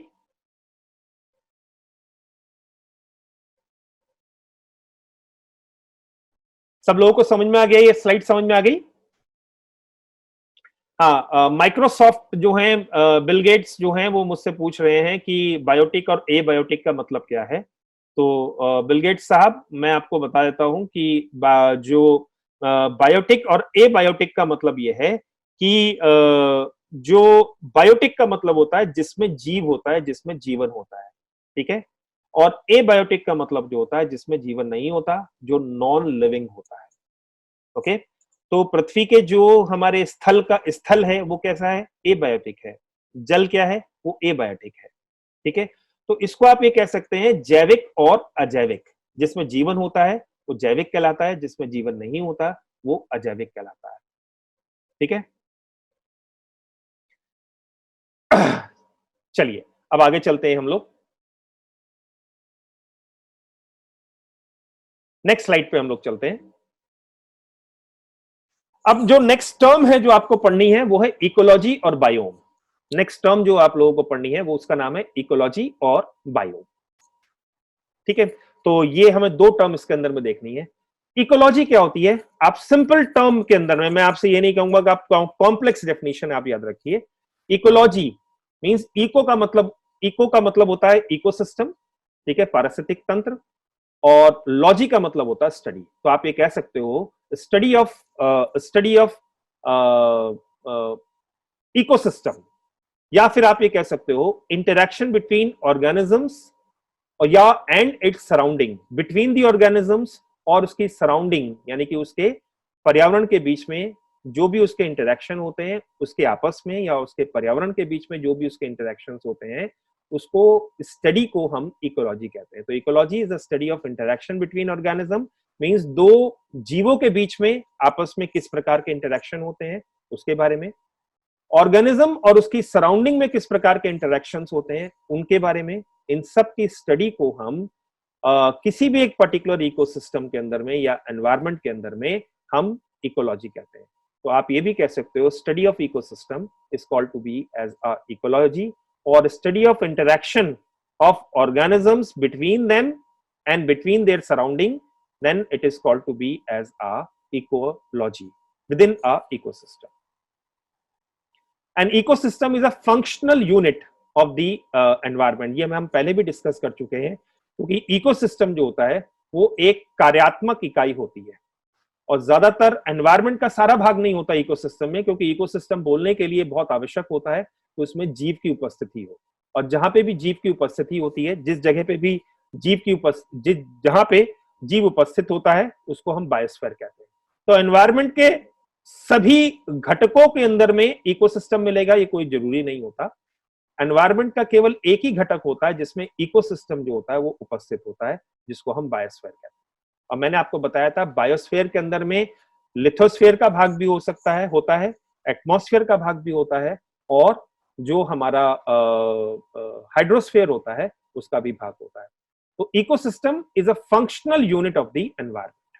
ये मैं पीछे भी आपके साथ डिस्कस कर चुका हूं, कार्यात्मक इकाई है जिसके अंदर में विभिन्न जैविक और अजैविक जो तत्व होते हैं वो आपस में अंतःक्रिया करते हैं, और उनकी इन अंतःक्रिया के अध्ययन को हम इकोलॉजी कहते हैं। और अंतःक्रिया एक साइकिल के रूप में होती है, जैसे मैंने आपको बताया न्यूट्रिएंट साइकिल, एनर्जी साइकिल और भी कई सारी साइकिल होती हैं जो एक इकोसिस्टम के अंदर में पाई जाती है। और एनवायरनमेंट जो होता है, जैसे मैंने पीछे भी डिस्कस करा, environment is a group of ecosystem, कई सारे इकोसिस्टम मिलकर जो होता है वो इकोसिस्टम जो होता है वो एनवायरनमेंट बनाता है। और बायोम जो होता है, जब कई सारे इकोसिस्टम आपस में संबंधित होते हैं, कई सारे इकोसिस्टम जो होते हैं वो आपस में संबंधित होते हैं, और एक इकोसिस्टम में आने वाला परिवर्तन दूसरे इकोसिस्टम को प्रभावित करने लगता है, तो उस पूरे क्षेत्र को, एनवायरनमेंट के उस पूरे क्षेत्र को हम बायोम के नाम से जानते हैं। बायोम मतलब जैवोम, जैवोम या बायोम कह सकते हैं आप इसे, जैव मंडल।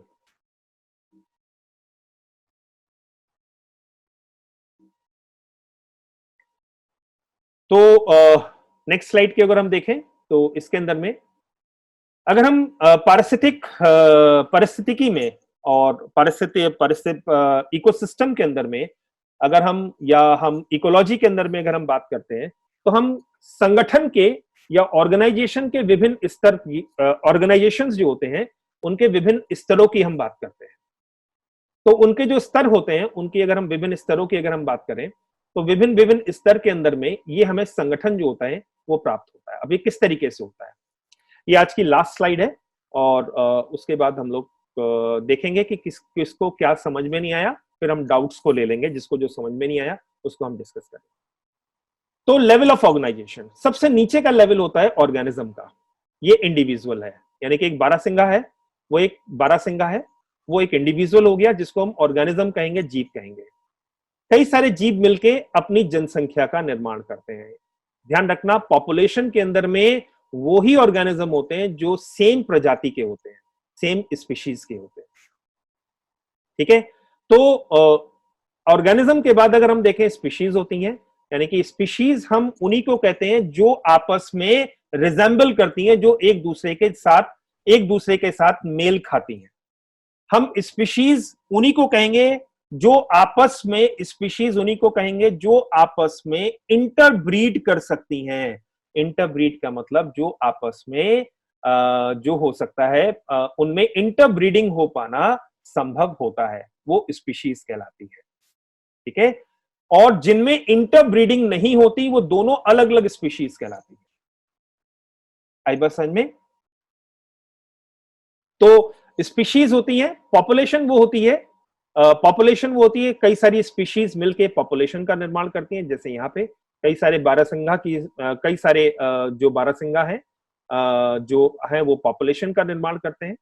और फिर उसी तरीके से कम्युनिटीज जो होती हैं, कम्युनिटी की अगर हम बात करें तो कई सारी पॉपुलेशन मिलकर, मींस जो पॉपुलेशन, अब इसमें बारहसिंगा भी है, शेर भी है, चूहा भी है, खरगोश भी है, ये कम्युनिटी एक पर्टिकुलर क्षेत्र के अंदर में कम्युनिटी का निर्माण करते हैं। और उन कम्युनिटी के अंदर में ही क्या होता है, जितने भी लिविंग ऑर्गेनिजम्स होते हैं वो आपस में इंटरैक्ट करते हैं, जितने भी, और उनके बायोटिक और एबायोटिक। हम कम्युनिटी की जब हम बात कर रहे होते हैं बच्चों, तो यहाँ तक केवल बायोलॉजिकल पार्ट की बात कर रहे हैं, लेकिन जब हम इकोसिस्टम की बात कर रहे होते हैं तो एबायोटिक यानी कि अजैविक घटक जो होता है उस क्षेत्र का, वो भी सम्मिलित हो जाता है, वो इकोसिस्टम कहलाता है। और फिर हम बायोम की अगर हम बात करें तो कई सारे इकोसिस्टम मिलके उस क्षेत्र के एक बायोम जो होता है उसका निर्माण करते हैं, और कई सारे बायोम मिलकर पूरी पृथ्वी के अंदर में बायोस्फीयर जो होता है उसका निर्माण करते हैं। बायोम कई तरीके के हो सकते हैं, जैसे घास के मैदान के बायोम हो सकते हैं, जलीय बायोम हो सकते हैं, सवाना के बायोम हो सकते हैं, और टेम्परेट रीजन्स के बायोम हो सकते हैं, अलग अलग तरीके के बायोम हो सकते हैं। रेन फॉरेस्ट जो है, इक्वेटोरियल रेन फॉरेस्ट यानी कि विश्वतरेखीय वर्षा वन जो है वो अपने आप में एक बायोम की फॉर्म में है। तो उनमें कई इकोसिस्टम पाए जाते हैं। उसके अंदर में ऐसे इकोसिस्टम जो होंगे वो जो स्थल पर है वो भी मिलेंगे, उसके अंदर में ऐसे इकोसिस्टम मिलेंगे जो जो पानी के अंदर में उस प्रकार के इकोसिस्टम में मिलेंगे। तो कई प्रकार के इकोसिस्टम जो होते हैं वहां पे उपस्थित होते हैं, और कई इकोसिस्टम मिलके एक बायोम का निर्माण। तो ये एक स्तर है। तो सबसे नीचे इंडिविजुअल, इंडिविजुअल मिलके पॉपुलेशन, पॉपुलेशन मिलके कम्युनिटी।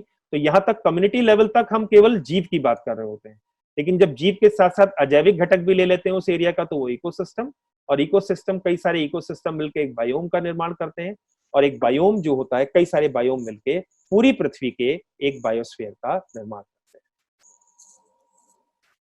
तो ये चीज जो है आज हमने डिस्कस कर ली है क्लास के अंदर में, और रिमेनिंग टॉपिक जो होगा वो नेक्स्ट क्लास के अंदर में डिस्कस करेंगे। अब मैं चैट को ओपन कर रहा हूं, और आप लोग जो भी आपके डिस्कशंस हैं आप उससे पूछ सकते हैं, क्वेश्चन आउट कर सकते हैं, आपसे क्लियर कर सकते हैं।